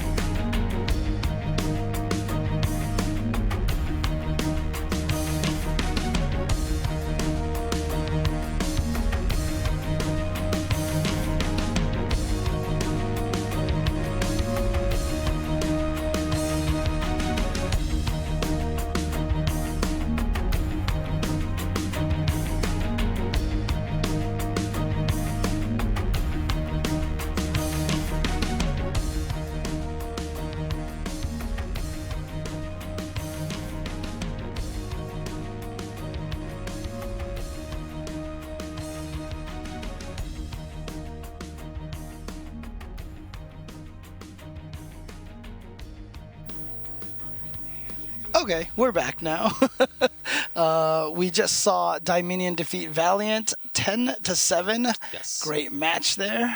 Yeah, I did think it was interesting to talk with Valiant afterward about how those last few games went. From our perspective, it definitely seemed like he was giving in to the temptation to rush in. But his point of view was that he had tried to establish the other side of that beforehand and then sort of save that to capitalize on Right. at the end. It didn't work out, obviously, but I did think that that was, sort of better mentally. It's a better sort of indication, understanding of his game plan. Right. What was interesting, though, is that, because we heard Valiant say that, I was standing with Dieminion off to the side, and I looked at him, and I was like, I felt like he did get impatient in those last few games, and Dieminion was just like, yeah, definitely he got impatient. So, I mean, Little column A, little column B. I think so. It's probably a little both. I mean, that's apparently the same kind of read that Dieminion had on the situation. I see. So, yeah. Okay. All right. Well, as a result, Dieminion takes it, which means we're going to have another East Coast versus West Coast. It's going to be Dieminion versus Commander Jesse, who is the king, we're calling him. And Again, rules of succession it can be difficult, Yeah, that's right. He's the ESL King right now. Yeah, we have these little cards on the side. And the ESL King, not necessarily of the hill, maybe the little parapets around there. I don't know, maybe not the king of the hill yet. But I'm actually really excited right now. Yeah, I can. Yeah, I'm really excited though because look, Valiant, as we said, very strong player, always makes it very high. Yeah. I think he's won a Wednesday night fights at one point in time. I'm not sure, but he's always been very close, right? But Dieminion obviously capable of winning NLBC. Oh yeah. And now we have Commander Jesse, who has definitely won a couple or more of Wednesday night fights. And in fact, he's really vaulted himself into one of the premier guys at Wednesday night fights. Absolutely. Yeah, it's been a long time coming for him. He's been a strong player for a long time, but really feel like he turned the corner. Yeah. It seems like he really figured it out. And I don't even know that it's the character. I feel like it could be playing any character. And it's more about the mindset and understanding of situations and how to, play with your opponent and all that sort of stuff. I feel like it's not just, I figured out a Dhalsim mix-up. It's, the full set of the game is there. The interesting thing is, we're not going to interview him today, but we've interviewed him many times. He's been on King of the Hill many times that we've talked to him. And, one of the things that he did say was that Season 2 Dhalsim was definitely shifted more towards the zoning style of Dhalsim. And Jesse likes to play that rushdown. He's teleporting in. He's going for crazy mix-ups. But he said that when Season 2 came out, it forced him to kind of learn this more defensive style. So he's learned both of it a little bit more. So, yeah, his game is more fleshed out. And, I hate repeating myself all the time, but, I keep saying that about Jesse's game is that it feels so much more mature now. Yeah, like his game is it's so much more fundamentally solid. It doesn't feel like when he has a lead, he just teleports in like he used to and then gets himself killed. Right. No, I'm totally with you. Yeah, I think it's the full set. And that is certainly the kind of thing that he'll need playing against Dieminion. Yeah, Dieminion, absolutely. Look, he has experience at the highest of levels, like we said. I agree with you that at one point he was the best U.S. player in Street Fighter 4. Yes. So he has been at the, top spots. Right. Unsponsored player, by the way, guys. So, but for Jesse, that's relatively new. So it'll be interesting to see how those two things match up. On top of that, Dieminion mentioned that they have played a little bit before. If that was a while ago, I'm not sure how relevant it is. Right. Because that turn for Jesse has been over the last half year-ish, maybe not even that much. So if it was earlier than that in Season 1, I don't know if it's the same guy. Oh, really? Yeah. Well, to your point, we talked about Punk a little bit earlier. We mentioned that on E-League he had just been destroying everybody. Yeah. At South by Southwest, he went 7-0 in his pool as well, which was a crazy pool. But remember, Commander Jesse took Punk the furthest out of everybody we've had play against him in a first to 10 set so far. Sure. In fact, Jesse won the first 3 games. Now, eventually Punk just rattled off 10-3. But still, you're right. Punk is certainly one of the strongest players in the world right now, and Jesse gave him more than a run for his money. So, his style of Dhalsim is also a little bit unique. Dalsum, I feel like, is one of the better characters in Street Fighter V at allowing you to express yourself and your preferred style of play. So there are probably 3 strong sims, him, Saban, Filipino champ in the US, all different, right? All so different from each other. They really are. Play so different. If you're Dieminion and you've played against Arturo's Dalsum, it's not the same guy. It's really not. In a way that I think that some other characters in the game might not really be that different. Right, and that could come back to hurt Dieminion. Yeah. Because if you're just so used to a certain style of Dalsum, Right. especially I feel like Arturo is, I don't know, it's hard to say. Like, I feel like Arturo and Jesse might be the most different between of all the Dalsums. Yeah, I think that's probably true. F-Champ is somewhere in the middle. Art has been developing more of that offense. Right. But certainly he comes from a background of, I don't want to be anywhere near you. The Eddie Lee school of Yes. East Coast. Lame. the real lame style. Yeah. So check out the bracket. Yep. We already saw, of course, the victory by Dieminion. Yeah, very close set. As we said, tied as late as 7-7. Yeah, 1-1, 2-2, 5-5, 6-6, 7-7. Such a good It set. was a very close one. It wasn't, you see 10-7 and you think, oh, that wasn't that close, but it really was. Yeah. So Dieminion took it over Gamergy Valiant, and now we're going to get to see Dieminion versus Commander Jesse. Premier players from, you can see, East Coast NLBC, West Coast Wednesday night fights. And of course, whoever wins this will return next week to go up against our next competitors. You got it.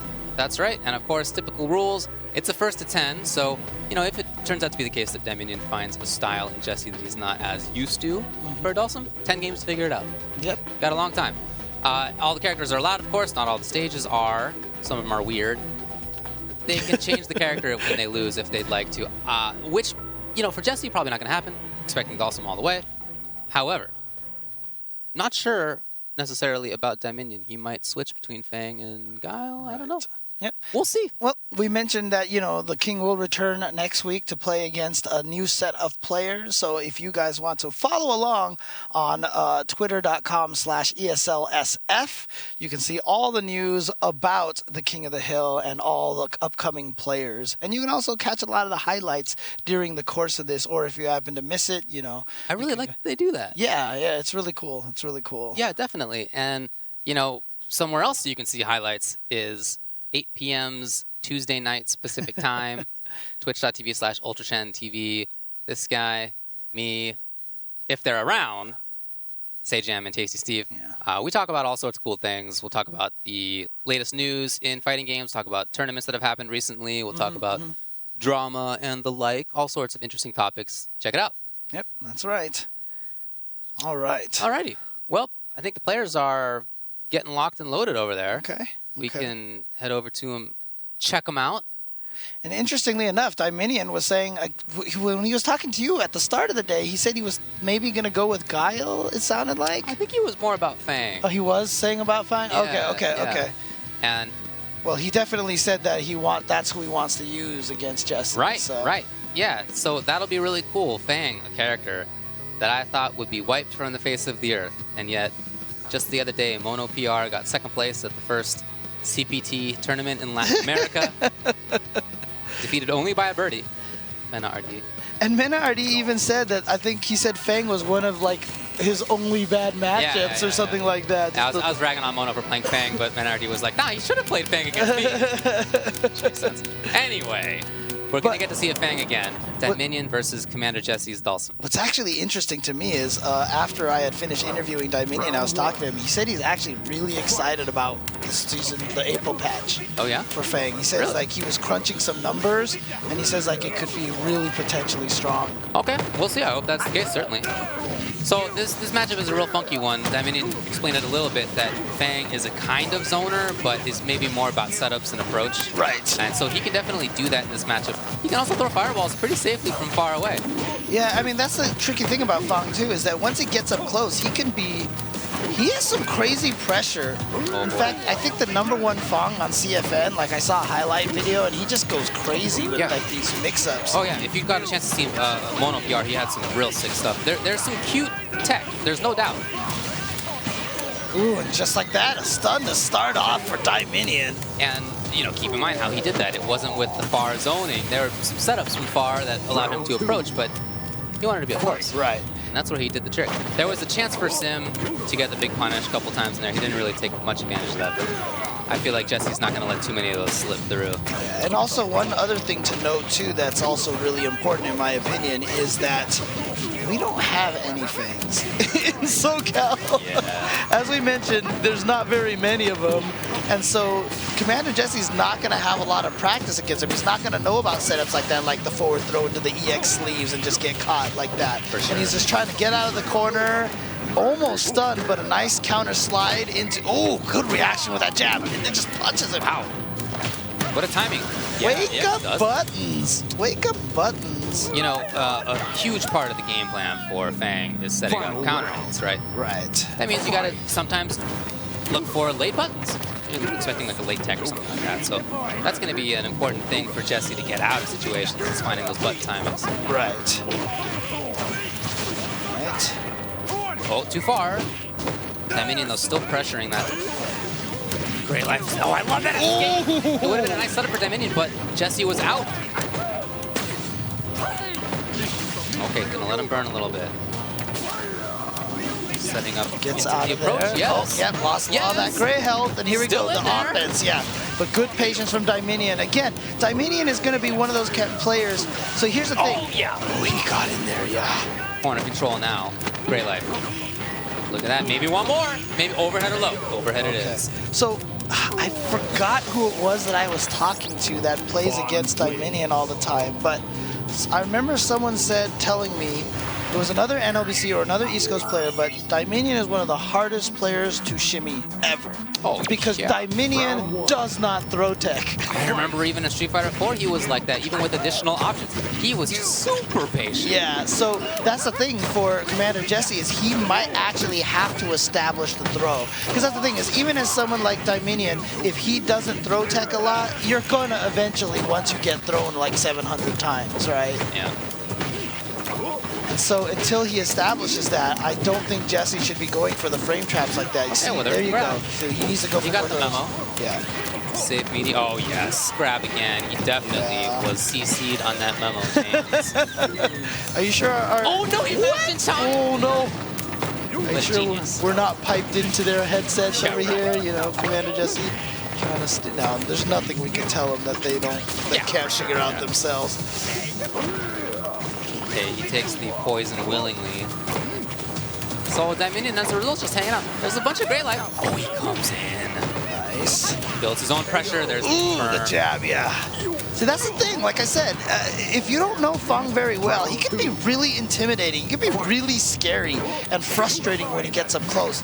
And of course, the open hit from the other side. And that's the thing is that a lot of Fang's buttons are plus. Yes, in pressure, using, you know, stand roundhouse, crouching medium kick, the little, you're lying on the ground, press kick, follow, whatever it's called. Exactly. A lot of his important tools are plus on block. It's true. He doesn't really have significant combos out of his light normals afterward. He doesn't have a 3-frame button to continue pressure, so they're not fantastic, but yeah, you know, pretty good. So you have to be aware of that kind of thing, though. And if you're not used to it, it can be a problem for sure. But look at this pace. See, he blocked that whole thing. He was willing to block that whole thing. Yeah. So. And he could have died from a sniper, but Jesse just didn't think he should bring it out. Oh, wow. He knew he had time there to get that crouching medium punch, and wow, that was really risky in my opinion. But it paid off for him, and he was able to get it, so. Oh, great read. Too far, just the backwards walk from Fang gets him out. Now Jesse gets to set things up. Burns right through. Yeah, that's just not gonna work. That rear bend is there. EX is right on through. The stand fierce was too laggy. The punish, I love how Dieminion playing right now. The movement is there. The keeping him trapped. there. Yeah, keeping him trapped in the corner. Just walking away, but he's not going to go. He's just jumping a bunch. But look at all that gray health. It's just sitting there. Yeah, that is a real scary factor. Yeah, but I just love that Dieminion jumped backwards for a very long time, and he recovered a decent chunk of that. Read, that was super. I love it. Anti-air is there. I love it when the Dhalsims do that. Like, whenever I'm fighting against a Dhalsim and they do that drill at that height that's like not safe and you know you have the advantage and then they teleport away and you're so baited into like, oh, I'm time to punch him, and they teleport away and you're like, dang it, of course he's gonna teleport away. A very interesting mix-up towards the end by Jesse to get the stand fierce punish on the EX, you know, which was intended to be an escape by Dieminion. Right. You know, they're already playing at a very interesting level. Yeah, this is good stuff. You can tell that these guys probably have played each other in a set before. Pressure, overhead or low might seal the deal. Really? Oh, probably Veer reversal. Oh god, he was trying to get another hit, trying to get that stun, isn't able to get it. Here we go, thrown in the corner. What's the mix-up? Ooh, okay, good patience that time from Commander Jesse. Now caught. EX mine. What a grab! So that's very important to see. Jesse knows some of the things about how to beat Fang. You know, he's showed some things already now. Dieminion's gonna have to mix some things up. He even pressed short in the air. Fierce would have hit the Ryobenda. Right, Jesse's really showing important knowledge. Yeah. I mean, that's the tough thing, though, is when you plant that Ryobenda, you can tell that, you can see that Dhalsim can't do any of this kind of poking anymore. So that's why it's important for him to establish that Ryobenda. Oh, yeah, the anti-air was all ready to go. Positioning. Yeah, great Very stuff. strong. Yeah. Expectations strong. Jesse, I think he's played the last 2 rounds super well. And really showed Dieminion that he has a good understanding of what's going to come. And good adaptation as well. Absolutely.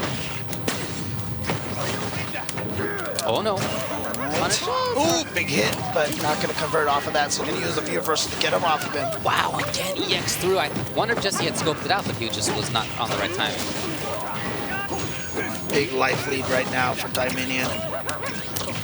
Oh, he was ready. That poison has done a lot of work in the last round. Oof.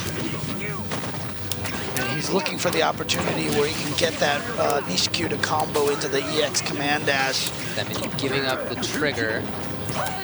Interesting. Dieminion's actually just been playing this round very slippery. He's just been jumping around a lot. He hasn't really been trying to set up much. It's quite a different playstyle than in the last round and a half, a couple rounds even.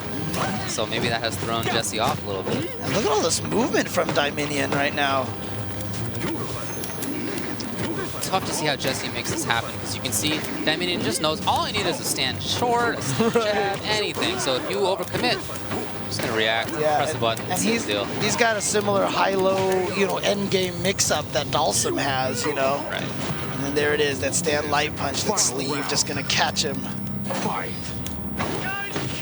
Very interesting play by Dieminion. And then he starts this round off very differently. Here's all of a sudden pressure.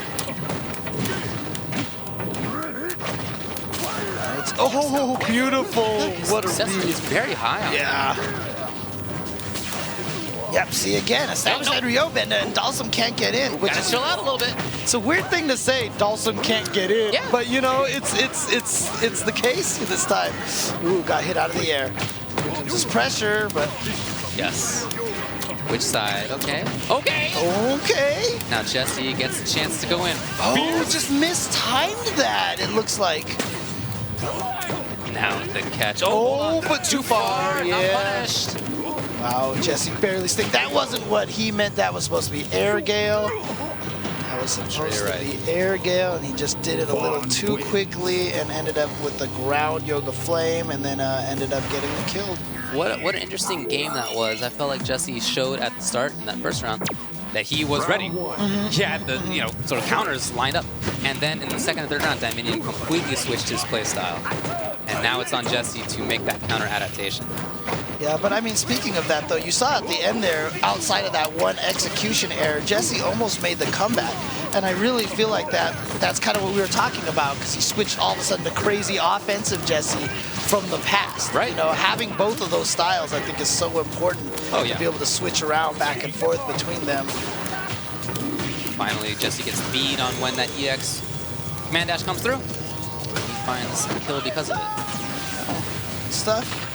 Round 2. Push him right into the hand of that bison statue. Makes no sense, but whatever. Man, it's all good. The statue with the electric hand just chilling off to the side, you know. Bison has so much cycle power that it's even in statues.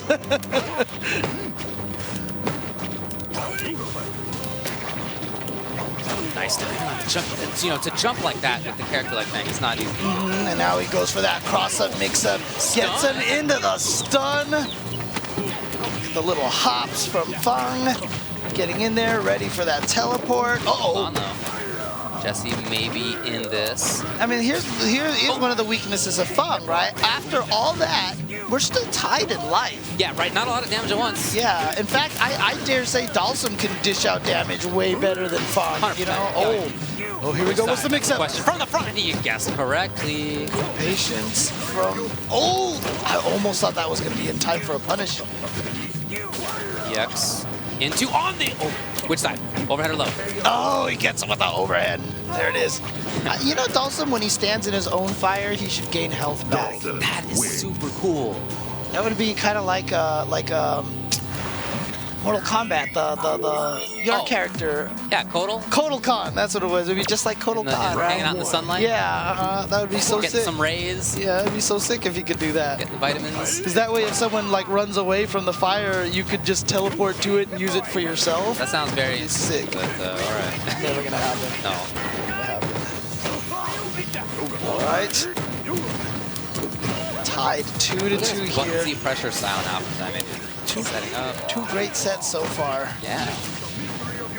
This is the mystery. Yeah, you're just going to be cooking for a while. You can go ahead and keep jumping, but you're going to lose a little bit of that life. Look at all that gray health. Oh my god, it's so scary. So much in there. Yeah. Any hit is so relevant right now. Oh, and it was that one fireball of 200 and some damage. Oh, man. Look at these drills from Jesse. He's even hit with a couple of those. So he's seen the movement from Dieminion, and part of his response is to be unusual about where he drills and when he drills. And that has helped him a lot. Yeah, it's tricky too, because I mean, when you move a lot, it's really hard for Dalsum to aim those drills, and I feel like Dieminion has been moving a lot, but Jesse has just been aiming those drills really they're well. those good roundhouse drills. Yeah. To what? Yes, the block. Oh, he tried to act. And look at this. Jesse this time expects the EX command dash. He was ready. He does have invincibility on startup, but doesn't last until the end of it. He can be hit. It's the punish. Yep, and now he is poised to take a lead now to go up 3-0. Remember, Valiant tied it a bunch of times, but he was never able to take the lead. Can Jesse get the lead over Dieminion right now? All right, trying to get in there. Look at this. Now Jesse being very, very tricky with his movement. I like seeing this. Some damage. Again, that drill is just placed so well. Ah, the escape. And he even knew that he'd be safe to press buttons through the Ryobenda. Hit. Oh, he could have sealed it. All right, here's an opportunity now. I mean, it's still going to be very tough, but it is an opportunity. You'll always take that. Oh, there we go. Beautiful stand. Fierce is going to get him. Go. One thing I really like, and I'm not sure this is what happened, but one thing I really like that people do is react to something like a boxer dash punch or whatever it is by you block and then you press a button timed such that if he made you block, then you're blocked, no big deal. But if you whiffed it in front of you, then you get the punch. Right. And that is something that you can do against Fang's sleeve as well. Round 1. So game goes to Jesse. He does have that. Oh, predicted the Nishikyu that time, was able to teleport and punish it. With punishes the roundhouse. Yeah, it looks like Dieminion's not trying to establish that Ryobenda on the ground, which I feel like is giving Commander Jesse a little bit more ability to poke. Yeah, see, there we go. Now he's getting that Ryobenda out, and of course in Season 2 it lasts a little bit longer than it used to. Big crush. Cross up, and he expected it. Love it from Jesse, he's so ready. Yeah, like I said, the impressive part about that is he doesn't really have a lot of opportunity to practice against these setups. Oh, that is enough to stun. That poison's doing its work. Is it enough? No, bang! Overhead or low? There's the low. Oh, beautiful, beautiful, yeah. It's like I said, almost the exact same mix-up that Dalsum has afterwards. Once he gets you to 0 health, and of course, since both of these guys are so good at it. Can I tell you how important that jab was right there from Dieminion to knock down the drills? The drills again. If Sim misplaces the drill, you gotta make him pay for it. If not, he's just gonna keep being mobile and keep being frustrating. Really important to see It's nice that that drill is actually safe after 7 years of unsafe drills in Street Fighter 4. He had to place it so perfectly to get anything out of that. Oh, it was not worth it. Oh, man. All right, nice V reversal. Get him off of him. He's got a long way to make this comeback now. Dieminion is poised in a great position to bring this back to. Oh, God, get under there. Well, Love the movement. I'm sorry, I was looking at the wrong health. For some reason, I was looking at the purple bar, and I thought that was Fox Life. Just because it was purple. Okay, never mind. Commander Jesse taking that round.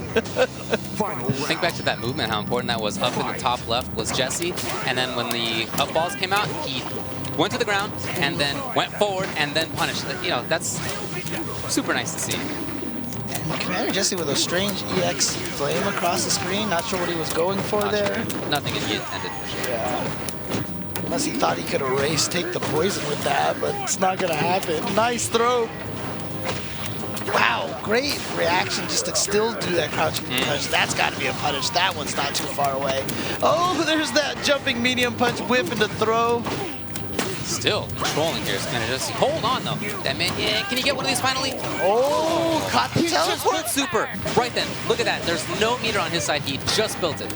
Now he gets the Bird. pressure. Now he gets the pressure. Oh, That sucks. he slid into the poison. Dieminion meant to empty jump and throw, but he slid into the poison, went into hit stun, so the throw didn't connect. Very cool idea, and it just didn't really work out in the way he wanted. Sorry, this is not Blaze Blue. You cannot combo throws off of hits.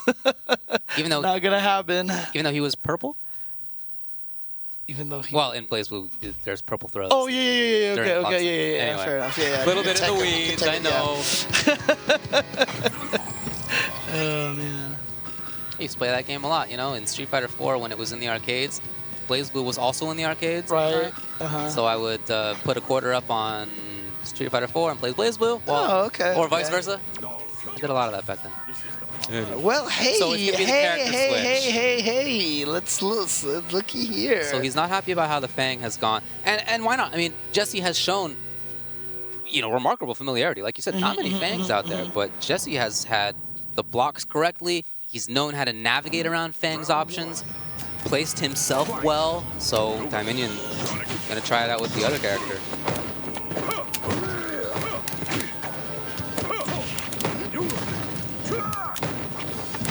See if this is any different for him. Well, it's interesting right now because very contrary to what we saw with him versus Valiant earlier, you can see how much Dieminion is trying to go for this offense. He's been moving forward almost the whole time. Wow, mission accomplished. Look at this. Yeah, It's exactly where he wants to be. Reset. Still controlling there. He's still controlling. So yeah, I think he's okay with that burn. He just wants to keep that corner. Well, maybe not now. Oh, God, that standing medium kick did so much damage. Yeah. But I like the idea of him staying there. Just try to capitalize. If you feel like you need to be in, just be in. Right. Whew. He waited. So back to this far-range game where I guess maybe Dieminion feels uncomfortable. It might just be that he's approaching this at the start as he, you know, is setting up offense to build on defense in the future. I don't know. We'll see how he plays. Oh, great reaction, yeah. Nice. Let's get that flash kick. I mean, that's the nice thing about the flash kick. Obviously, it doesn't matter what side Dalsum teleports onto. Flash kick is going to work just like an EX bird kick or a headbutt with Urian. Oh boy. Oh, yeah. Oh, wow, that just barely clipped. And there's that upside down kick that we saw pay such dividends for him against Valiant. Jesse not taking the bait to teleport out. He's just battling. Oh, very interesting idea. Oh, gets the raw jump in. Big damage. Still in there, though, is Dieminion. Walking back up to a good spot for himself. Like this offensive Dieminion. Look at this Kevin. Oh, this corner pressure right now is relentless. Pressing still. Jesse has resources, but this is going to be a tall one to do, I'll tell you. Yeah, and see, Jesse keeps Super, going. he can super, yeah. That's it. Chip, chip. But you see, Jesse keeps going for those throw baits. You see him? He that time he walked up and then he walked back and then crouching heavy punch. Right. And nothing from Dieminion. Dieminion is just not gonna throw. He just doesn't whiff throws. Especially in that situation. Yeah. Why take the risk? You got a life lead, right? You've been able to get in. You've been able to do your game plan. It's all right. just think it's funny that they switched Guile's jumping medium and jumping heavy kick in the air. Yeah. Like from the old days. Different angles than they used to have. Still, this intended forward pressure from Dieminion. It's not that he's just holding forward on the stick, obviously. It's that he's looking for setups and intending to set up fireballs as ways to get in. They're not space controllers. They're space movers, making the opponent move back. And I also really love the way early... Oh, here we go. Big combo. Set up afterward. Yep, uses that Sonic Boom as a shield. He's burning, though. Yeah, that's not a situation where you can sit there. But I actually really liked that at the beginning of the round. One of the things that Dieminion has been doing is he's been using that V reversal as an offensive tool. You see how he was like walking forward, block V reversal, walking forward, walking forward. Wow. I guess he feels like he really needs to maintain that pressure. No, that might be a sign of how worried he is. And he's also gone for some pretty Hail Mary sweeps there. Was worried that would work. What was he trying to go for? But since that was charged, he ate like 10 whole hits of that fireball. Okay, V reversal to get out of that was dangerous. Wow. Thrown in. What side? Oh, escape. He tried to bait the flash kick. Oh god, that was beautiful. But Dieminion didn't take the bait. Oh, punched right into the Sonic Boom. Jesse willing to take the hits? Yeah, I mean, he can punch under fireballs, but not under that Sonic Blade. But he just knew that that hit would actually take it for him. So there you go, Commander Jesse now with a really the decent lead now. There certainly is a spot where you can punch under the blade. It's just really hard to evade fireball hitting you after. Oh yeah, that's what I mean. Yeah, okay. Can he actually make it under the blade completely? I don't think he can, think so. right? Yeah. I don't think I've seen that. Yeah. You could definitely trade with it. Yeah. Oh no, not quite in time. Here comes Dieminion for that pressure. Nice. Oh, mixed him up. And he went for the throw, but Dieminion was just doing the walk backwards. Look at that. The air approach just flying on up. Hey, man. Oh, no punish, yeah. At least a standing medium kick or something. But in fact, he chose to use that frame advantage to try to run away instead. Oh, nice. Guess he thought of something new to try against that for more damage. Yeah, see right there. Just get that trade. Oh, he's... Oh, yeah, I thought there was going to be something. Yeah, I know. It was like, activate, and then nothing. Right. I'm just going to chill. Hanging out. But that's Dieminion style, right?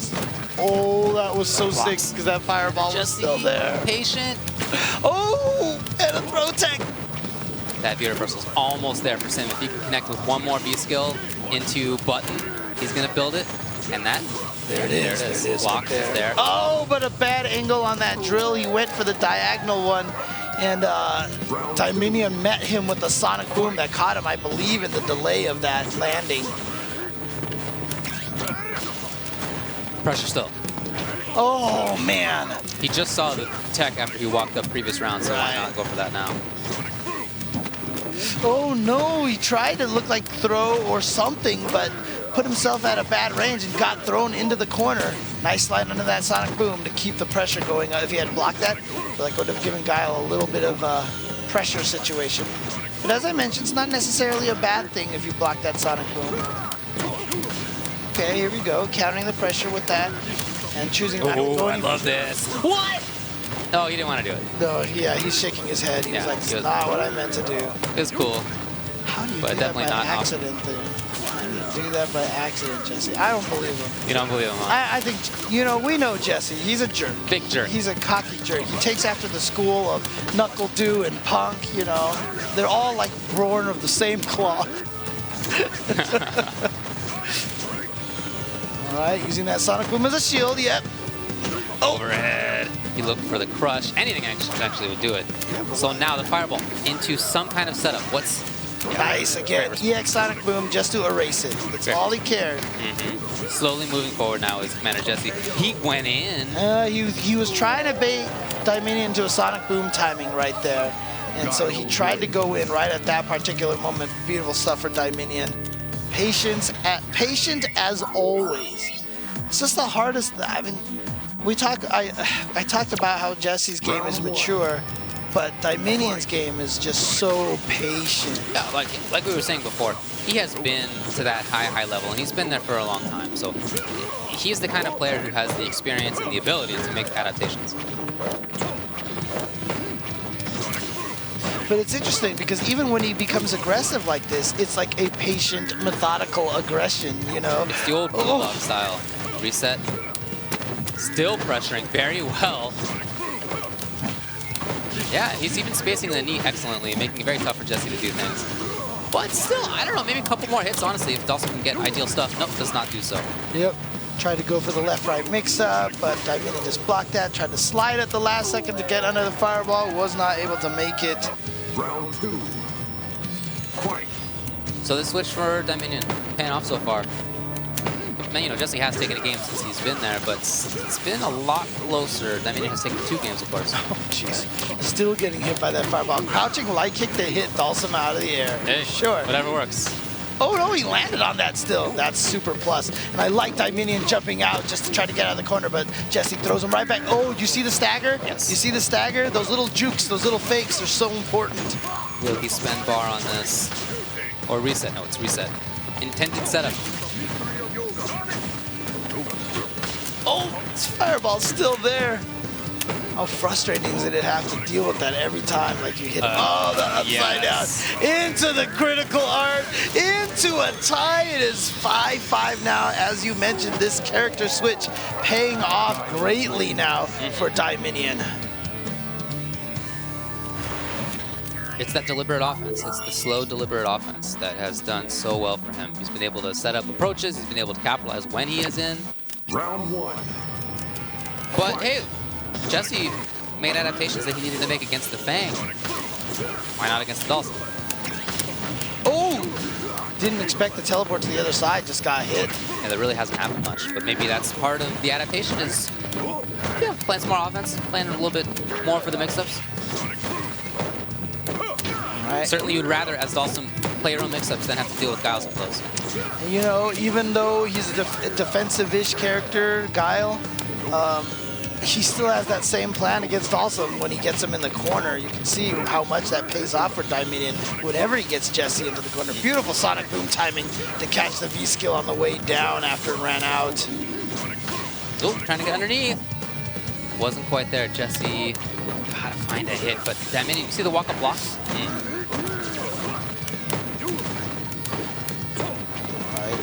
Gets the jump in, yeah, and uses that jumping heavy kick, which hits low enough.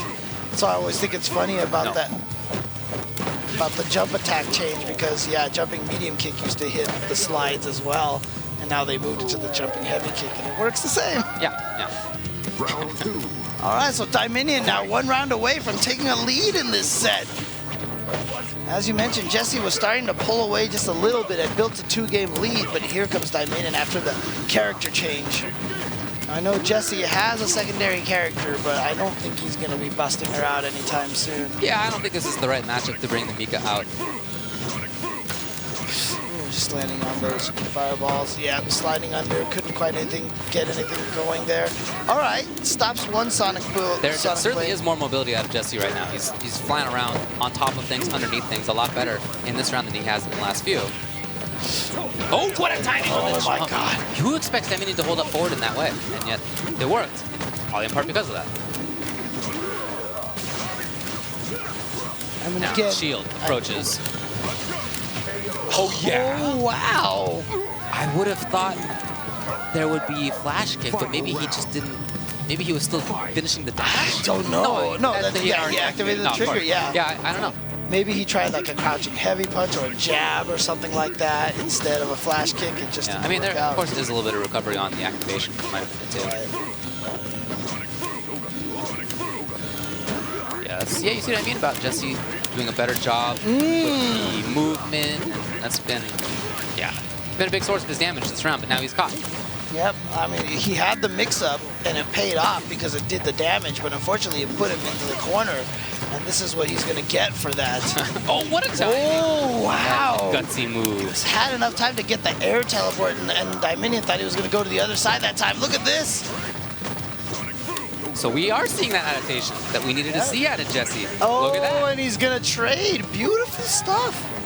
Commander Jesse's 6-5 over Dieminion right now. Dolphin wins.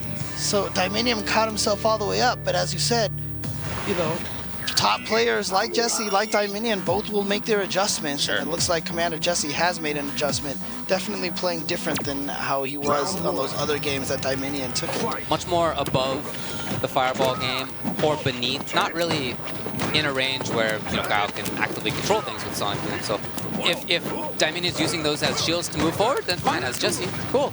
You just don't take the shield. Get over it, get under it. So now a bit more traditional bulldogging from Dieminion. That has been successful. Yeah, yeah.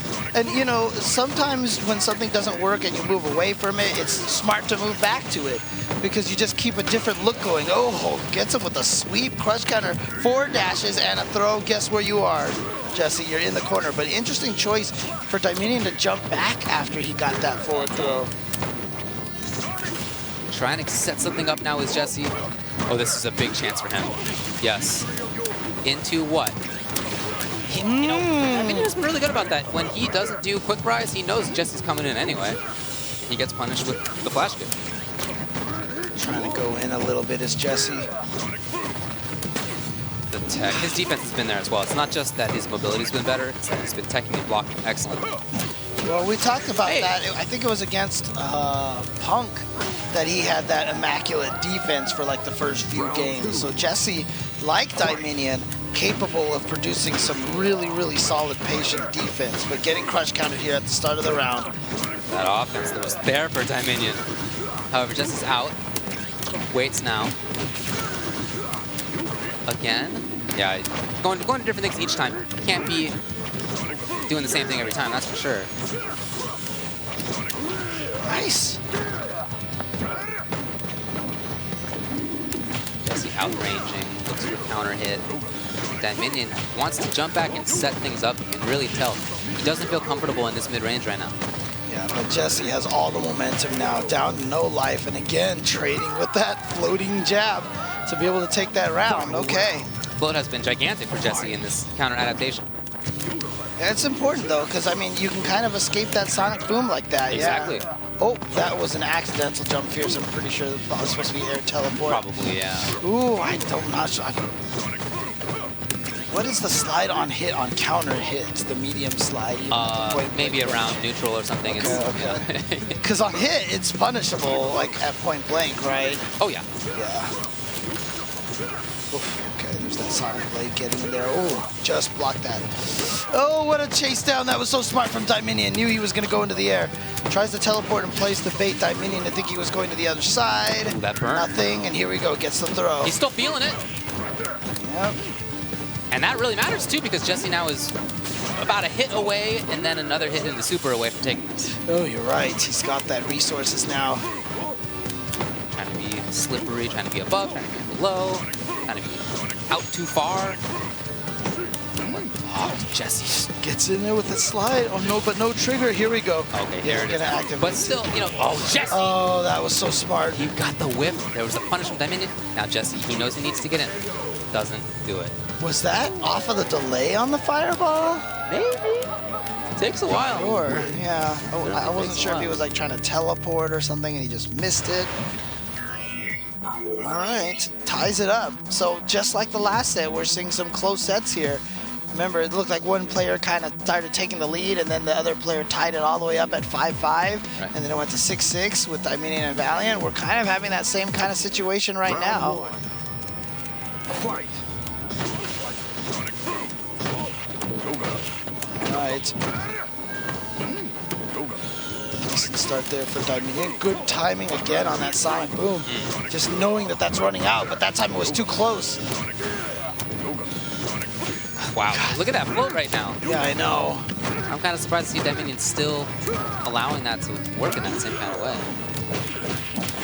Yeah, I'll admit, I really, really like Dawson's V skill because I just like the movement kind of thing. I like the utility of it. It's very fun. It's really cool. Okay, still alive. It's going to be tough. And the flame fire goes right away. Never to be seen again. Oh, wow. Just, yeah, smart. Just using the V reversals to get himself out of there. Then a surprise quick Sonic Blade. Dieminion now trying to get himself into the lead. Can he finally pull himself forward? This pick of Guile has been working out for him very, very well. I mean, I was glad we were able to see a Fang here on King of the Hill, but obviously that character was not working out. Here we go, throw into the corner. Lovely spacing on those knees. They could be advantaged on block if you space it perfectly. I like Jesse getting that max damage punish there on that crouch heavy punch in the flame. As somebody who understands his opponent, right? That's not the kind of punish you would at first think would work from that range, but he clearly knows the matchup. Oh, dude, that was great mobility right there. That was huge. And oh no! I don't know if I've ever seen that interaction before like that. Really weird. Yeah, so unfortunately, oh, but he's gonna get the combo, but didn't land in time. That air teleport was just a little too high up in the air. Jesse does not want to risk a flash kick. He ends up going way ahead of himself. He just tried to slide through the Sonic Boom. He wants to set up flame. I'm sorry, trigger. No? Thought he was going to do it. There it is, finally. We blocked it. That's huge. Can Jesse push Dieminion back into flames? There's Dieminion. He gets the landing right onto it. Yeah, what he was hoping for was Dieminion was going to keep going forward. Because whether he blocked or got hit, it would have froze Dalsum in the air and he would have avoided the Sonic Boom. But smartly enough, Dieminion was like, yoink, just kind of like slipped right back, caused that Fierce to miss. And so he was landing on that Sonic Boom, yeah. There's that lead. Oh, you're right, yes. For Dieminion. Dieminion now 7-6. So unlike Valiant, who couldn't break into the lead ever, tied it a bunch of times, couldn't get to the lead, Dieminion does get the lead. Jesse really trying to outrange. Too far for that. He went for the big stuff rather than just slide. I get it, but just misplaced, unfortunately for him. Now, Nice. Dieminion taking advantage. There.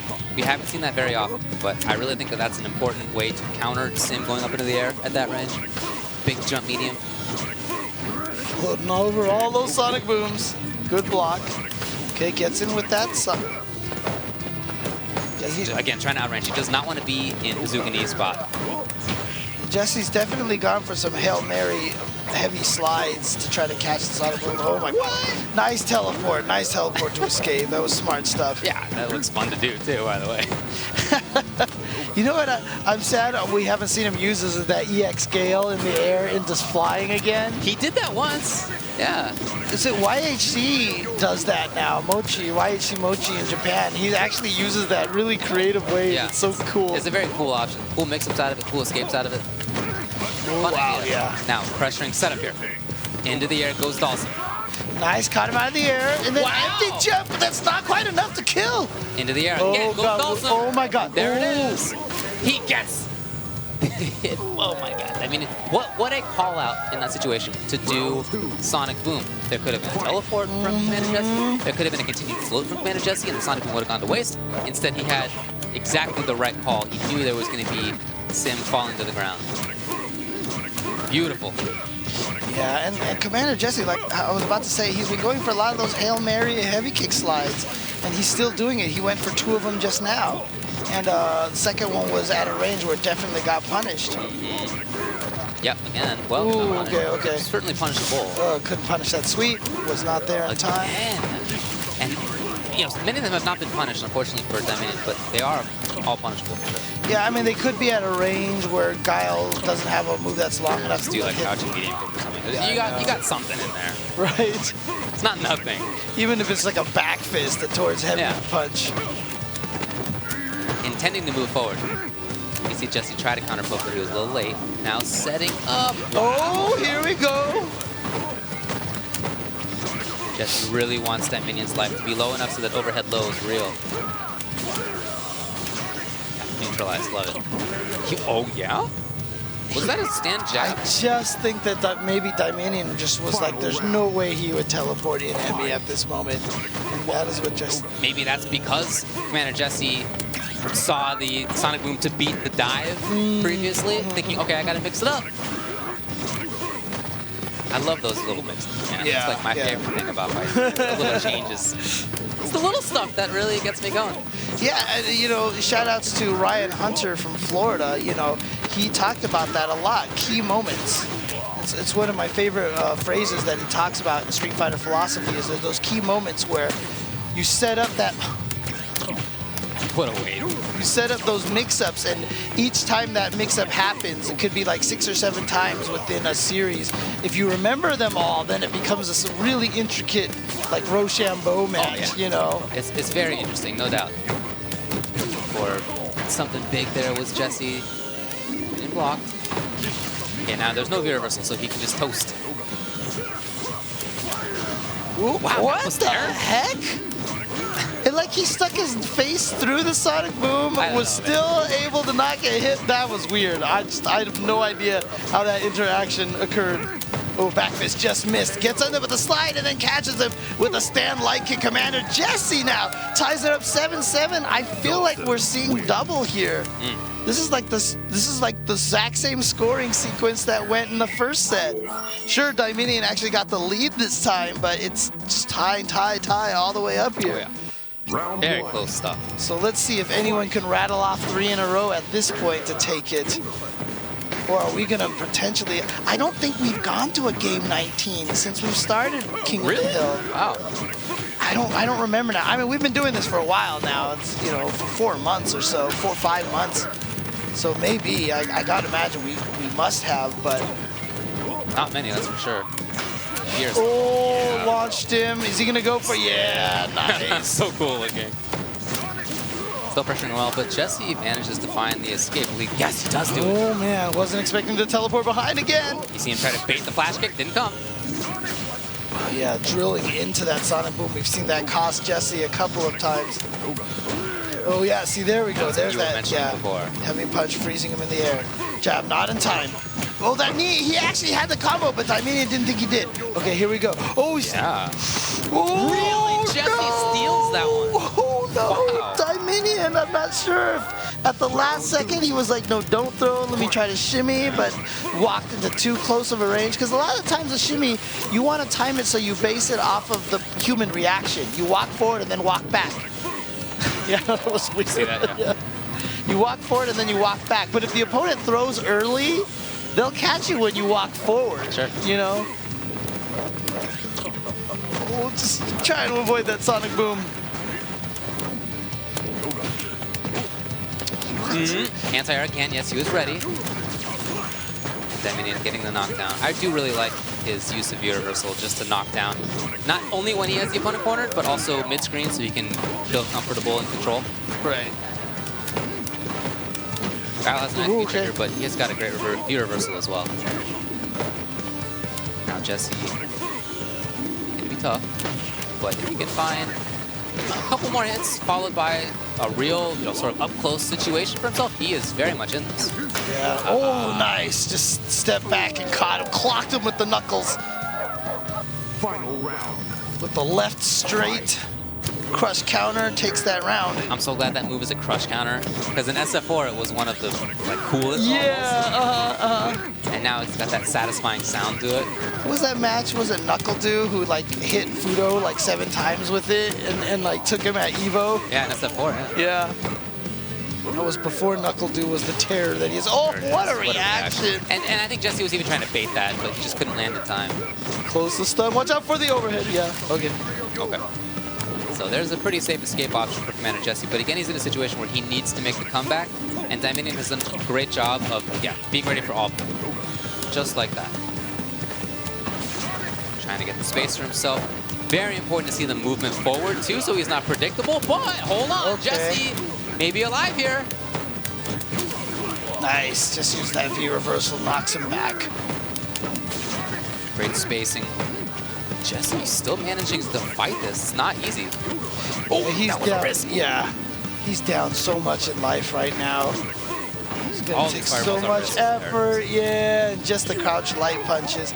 And usually in crazy matches like that, a lot of times you'll see these like anticlimactic endings, but that's just because it always ends up in those scramble situations. So Dieminion takes that lead again. This is where he burst forward and was able to take 3 games in a row against Valiant. That's right. Can he do the same against Commander Jesse?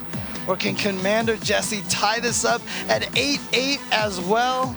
You can see Jesse's just sitting there thinking about it just a little bit. Dieminion also taking the time to think about it. So we've seen Jesse go to the air, seen him try to get underneath the booms and the blades.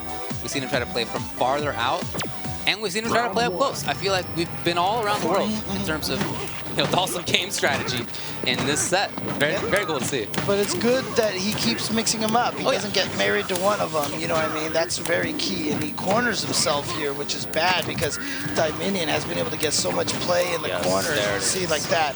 One teleport himself into the corner has cost Commander Jesse that whole round. Yeah, it might be dead on the next mix-up, so very bad situation for him, so. Hold on, though. Okay. He does do it. You know, I've noticed Dieminion has a penchant. If he's going to do an invincible reversal, he's going to take that risk. It's after block. Yeah. It's very rarely just raw on Wake Up. Dude, do you remember at Canada Cup in Street Fighter 4 on Team USA where Dieminion like blew up like Team Japan by going for crazy flash kicks like that all day? Nobody expected it. Yeah, everyone was like, wait a second, who is this guy? Yeah, I do remember that. Yeah, sad part is so many people don't because of the next year in Street Fighter 5, Team US won the team tournament, and everyone's like, Team US finally won the tournament! And like a whole bunch of the players are like, we won the year before in Street Fighter 4. There's the slide on time. He's been looking for it. Oh, nice! Avoided the back fist. Yeah, there's the nice battle by Jesse. Okay. And it was done by just not being there for the fireballs. Above, below, then too close. So much about this game is like that, right? Dalsum especially, if you fight against him, you just do not want to be having a fireball fall on top of your head. Fong, same thing, you just don't want to have a niche Q falling on top of your head. And like I said, while it is good to block Guile's Sonic Boom every once in a while, if Dieminion expects you to block it every time, then he can start following it and cause you some problems. Jesse with some interesting movement ideas there.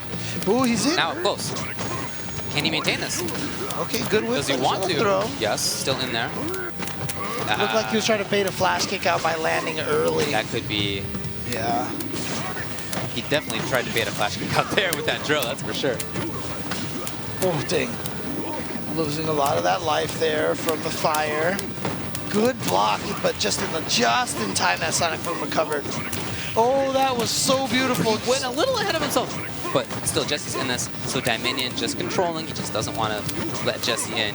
That's game plan number 1 right now. Good block. And again, the little shimmies from Commander Jesse not working. But the problem is, though, that even if he does try to go for the throw, it's not going to work because Dieminion keeps walking backwards in a lot of those situations. So he just walks himself out of throw range. Dieminion now on the verge of repeating the exact same pattern here if we get to 7-7 tie and then winning the next 3 in a row. Right.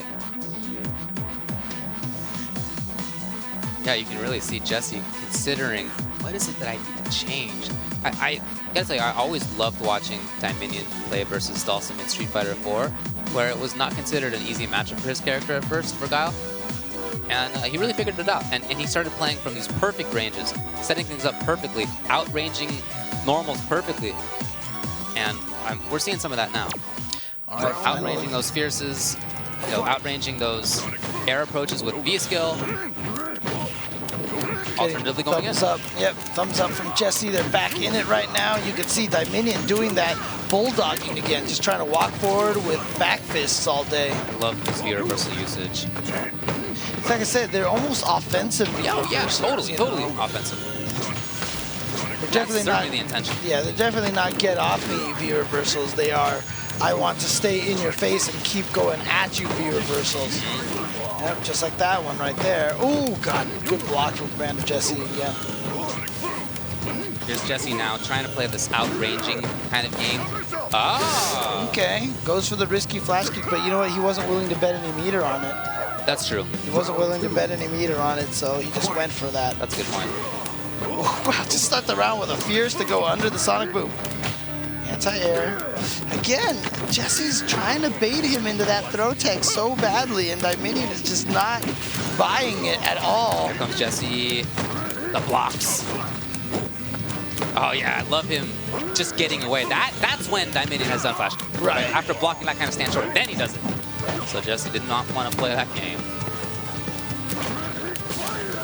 What a Oh, made it right over there, and then knew to combo in the Sonic Boom because that flash kick might have missed at that range. Oh, he jumped into the flames. I don't know if he was looking for that. Maybe he was hoping it had gone away by then. Oh, catches him with that. And a lot of that white health gone, and then he just reached. Look at that. That's just like basically trying to untie his shoelaces right there. Reaching down under there. 9-8. Now, can we get this down to the last game? Can we get to 9-9? That would be so sick. I love the insistence by Jesse. Stand fierce, and then another immediate stand fierce. He hadn't done that really in this set very much. He'd been mostly looking for other things at the time. But if you haven't done something in a set and you're struggling to find ways to win, you got to bring out that other stuff. You got to get the mix-ups. So still potentially match game for Dieminion, and Commander Jesse's only a game away from being in the same spot. Very close. Gets the cross up. Dieminion's jump timing has been very, very strong against Commander Jesse. Yeah, he's had a good bead on when Jesse's trying to hold a spot rather than move. Yeah, exactly. Beautiful stuff. Now he allows... Gets the knocks down, yeah. Time to forward. Ooh, blocked in time. Wow, didn't think he was going to block. Oh, what a whiff! The punish again! Come on. Yeah, finally Jesse does it, but Dieminion had built the V-reversal. She catches him Really with the back fist. I feel like we're seeing Jesse melt down a little bit. That was 3 whiff sweeps. Both players.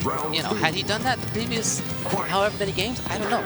But he did it 3 times right there. Well, it's like I said, he's gone for a lot of those Hail Mary heavy kick slides, but they've usually at least connected. Dieminion might just be doing a better job, you know, putting himself just outside the range to cause Jesse to miss. Jesse trying to threaten the approach. A little bit too far. But still, you can see the intention for Jesse. He really wants to float above or below, get closer to where he can control. And yet, even when he's been at that spot, Dieminion has fought so well. Perfect jump timings, escapes have been there, V-reversals have been there. Oh boy, exactly what I said, right? damage. Jesse wanted to be at that spot. Right, Exactly. yeah. That's exactly when Dieminion jumped forward. Using that Sonic Boom as a shield. It's still coming. There you go. Get that little extra damage. It's still This sitting might on. be it. Dieminion, no, he backs off. He's been able to control well enough that I think he's comfortable out there. Oh no, the error for Jesse is supposed to have been teleported. Now, he can't take more than a couple of hits. Yes, Dieminion, you know he's just... Oh my god, I was just about to say he was going to sit back and relax. And Dieminion finds his way in. Yeah. Because everybody thinks the same. Well, he has this distance on me. He is up in life. I got to get in. I don't know if Dieminion knows that he won. I don't think he does. I think Dieminion is expecting to play another game, but there won't be one. Congrats to Kevin Landon for defeating Commander Jesse. I almost wanted him to have that reaction with that player who beat Dogura in first round and final round where he was like... Yeah. He just didn't believe it. Yeah. And then he jumped up and then he finally had the pop off. But Commander Jesse, look, not very many people have defeated him here at King of the Hill. Right. Only Punk, really, I think, has been able to defeat him. And so Dieminion getting that win over him, I think, is huge. Is a huge sign of just how strong Dieminion is. As we mentioned, he's always been one of the strongest players, If you don't think that he could become one of the best players in Street Fighter V, then I don't know where you've been. I don't know where you've been. So. Yeah, and you could really see it in decisions that I feel like are more geared towards Street Fighter V. It's a more offensive game, right? So playing Guile, it can't just be the defensive Guile that we're accustomed to from Street Fighter 4 previously as well. He needs to go in sometimes, and Dieminion did that. He was willing to bulldog forward. He had those jump-in timings we were talking about that were, exactly after Commander Jesse had approached to a certain spot. He feels comfortable. Okay, here's a jump-in all of a sudden from Dieminion, and those landed a lot. So it's that offensive side of things that I feel really sort of brings it together for me when it comes to his Guile. I know he has the defense. I know that. Right, yeah. The offense, though, I think is something he needed to have, and clearly it's there now. I almost wonder, was it him using Fang that kind of taught him that style of play, because that's kind of what you had to do. And you know, I talked to Valiant earlier today, like how much of an advantage it is using multiple characters. You know, sometimes, look, Dieminion was big in character loyalty in Street Fighter 4. He refused to play anybody but Guile. Even at the worst matchups, he's like, no, Guile. I remember. But like now that he was kind of playing Fang, because obviously Guile wasn't there originally, so he's learning different characters. And again, it forces you to learn different talents, different kind of strategies and stuff like that. And I think, you know, that made the transition to this style of Guile probably a lot easier for him. You know, I've always said that one of the best ways to learn a game is to play a bad character in it. I feel like that. No, I'm serious. I think that. I laugh because it makes total sense. It does, right? Yeah. You have to learn how to capitalize on everything. You can't let anything go, right? Your spacing has to be perfect. You have to know all the punishes, all the ranges. If you don't, you're just going to get busted. So that's the only way to do it. It also teaches you, this sucks. I don't want to do this anymore.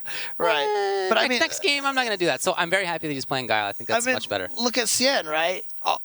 The reason why he was able to take final round with Fang is, I mean, with Ibuki, because he had struggled with Fang so much. 9th place Evo, 9th place Capcom Cup. He just worked so hard, and then finally, hey, I got a good character. Yeah. Whee! Wow, this is Like, sick. I have a ground game and pressure that counts. That's awesome. Yeah, exactly. Yeah, no, so. I totally. So I do think you're probably right that there was some Fang influence in his good play now, but, you know, we don't have to speculate.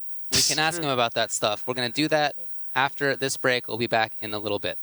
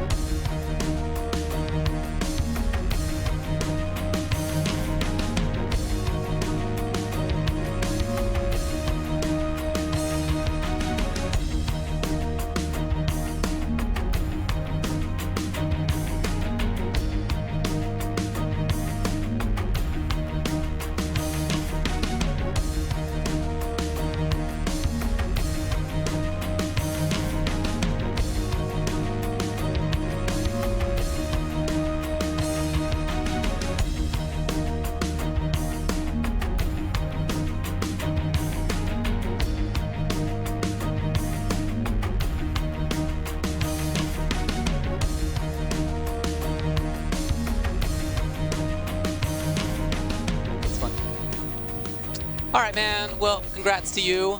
You did well.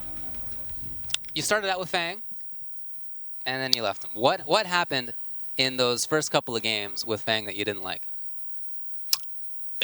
In Season 2, I think the matchup is tougher for Fang. Okay. And Dhalsim got better as a character. So I just feel like the damage output is more in Dhalsim's favor, like straight hits and stuff like that. If Fang can get in, he can make something happen, but he doesn't have like legit frame traps. Like he can't like do something then walk up, then do something, or like do something. Once you block like two of his things, you're out. So he doesn't have consistent pressure unless he cancels into the cower crouch. Yeah. But I just felt like the neutral game wasn't working for me those first 4 games. So Okay. I mean, it wasn't a blow up, right? I mean, you switched at when it was 4-2, so I mean, it still seemed like it might have been doable, but you just didn't like how it was going.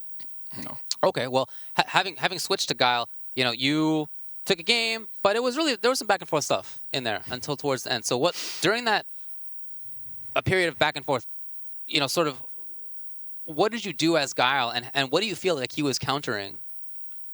And what, how was that back and forth?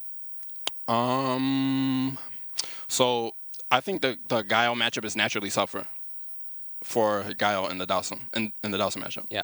So like the float is really bad for Guile. Right. Like, it's like the worst thing in the game. Yeah, so it's hard to control space if the booms are not relevant, right? Yeah. And I got a lot of advice from other Guile players, or even other players, yeah, maybe you should try to down for a roundhouse to try to catch him doing a normal randomly, or maybe you should try to walk forward and flash kick, but nah.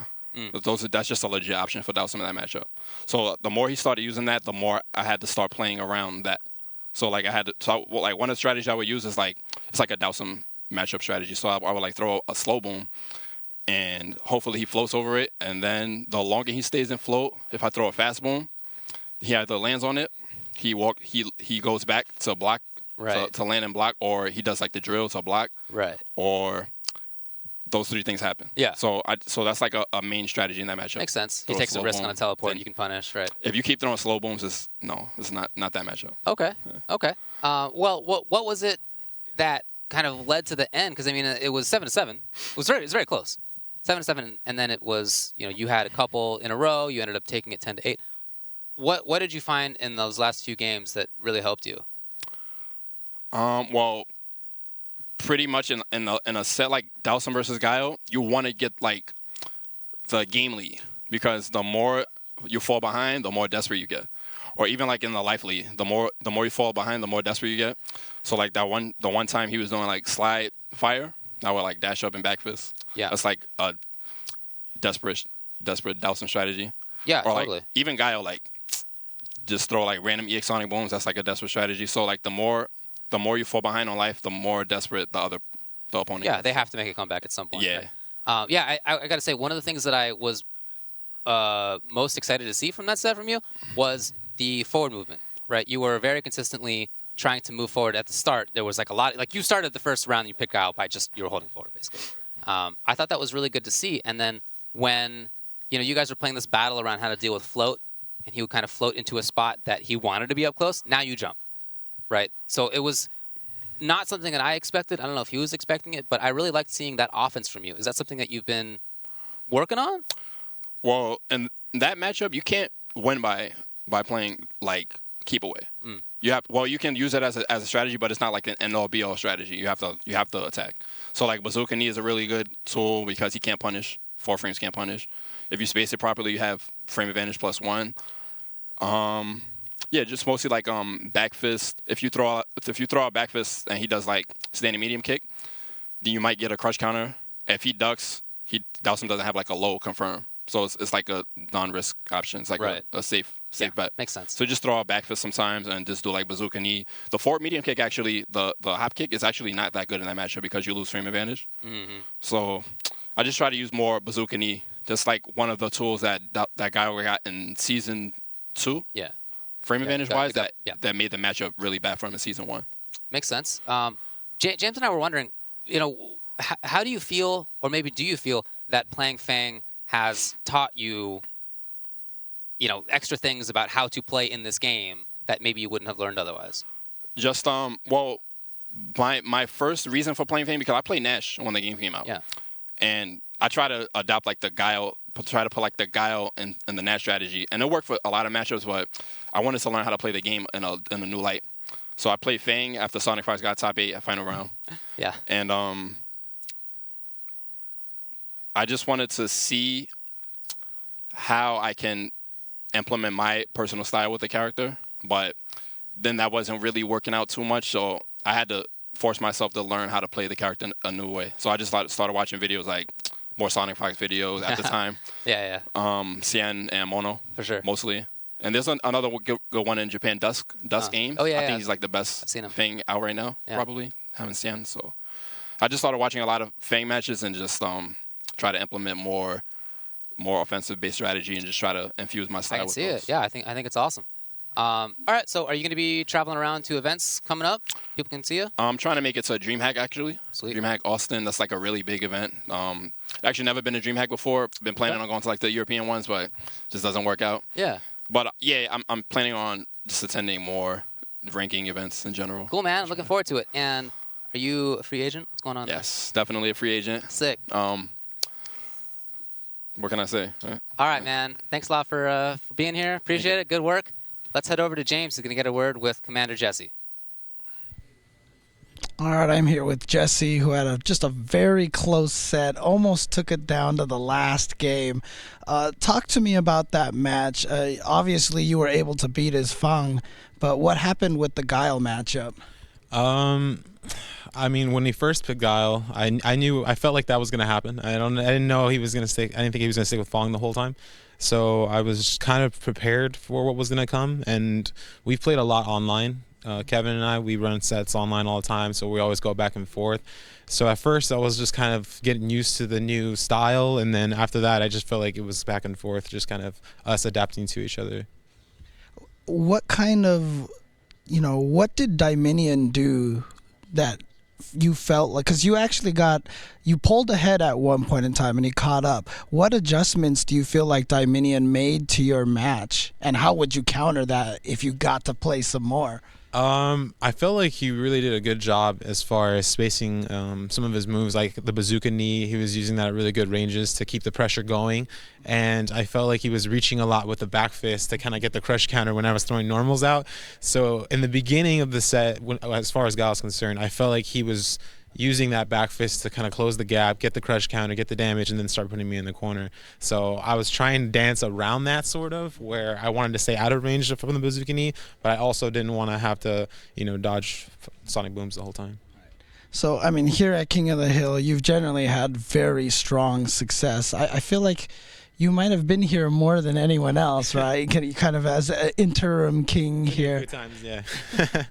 So, obviously, NLBC Wednesday Night Fights has kind of like a little rivalry going on, What do you feel like about the NLBC play, obviously, from one of the strongest players? How do you feel like the two scenes stack up? I mean, I've from what I've seen, after watching Final Round, and I watch NLBC every now and then, a lot of their players have been getting a lot stronger lately. I see Dieminion, I see Shine, JB, their She player, did really well at Final Round. IDOM's killing it. Smug, they have a lot of talent over there. So I see that they're really coming up now. SoCal's pretty strong too. Obviously, we have our pool of players, and we're only getting better. So I really like the direction that NLBC is going, and I like the way that we're getting better also. Well, I mean, one of the interesting things they're talking about, Wednesday Night Fights getting all this practice. Chris G doesn't come by that very often, and Chris G obviously is the best Guile here in SoCal. So there's a few people who kind of pop in and out at Wednesday Night Fights. They can't consistently come, but when they do come, they usually do fairly well. Like Chris G, Filipino Man is another example. He's a really good player. So, but I guess. Yeah, the last couple times I played him, he usually picks a Buki. But I do play Kevin, so I feel like because I literally played the opponent just now, we always go back and forth. So it's still good practice. Yeah, just trying, letting people know. Just because Chris G's here, you don't guys get to play him all the time. But what would you do differently if you did get to play another 1st to 10 with Dieminion at this point? Oh man. Well, we're probably gonna play again soon. I'm sure. I'm probably gonna hit him up, and we're probably gonna run sets online. But I definitely would want to adjust like my spacing. I don't want to see what ranges I should probably stay at. How to kind of approach it. I was kind of trying to use the flow a little bit more in the matchup, but he obviously had good answers to get around that with slowing up the sonic booms. Some were going a little faster, some a little slower. So I definitely want to play it out more and then see what I have to do to make an adjustment. All right. Well, you've been trying to travel a lot more. You were at Final Round, or did you not make it there? No, I wasn't able to go to Final Round. I think the last tournament that I've gone to outside of California was Brooklyn Beatdown in October. But I do plan to go to West Coast Warzone and NCR, and then I'm actually planning to go to DreamHack Austin if all goes well. So I really want to get out to more events this year. I had a lot of fun traveling last year and going to New York, so I really want to do more of that. So, I mean, me and David talked about this. You're one of the premier players at Wednesday Night Fights. And David just asked Dieminion this question, so I'm going to ask you. You're a free agent, right? Yeah, as of right now, yes, I am a free agent. Yeah. Commander Jesse, free agent here. No, but great job. Great match against Dieminion. Again, 10-8. Very, very close. So congratulations and great job on that. So we're going to take a quick break. So stick around. Don't go anywhere.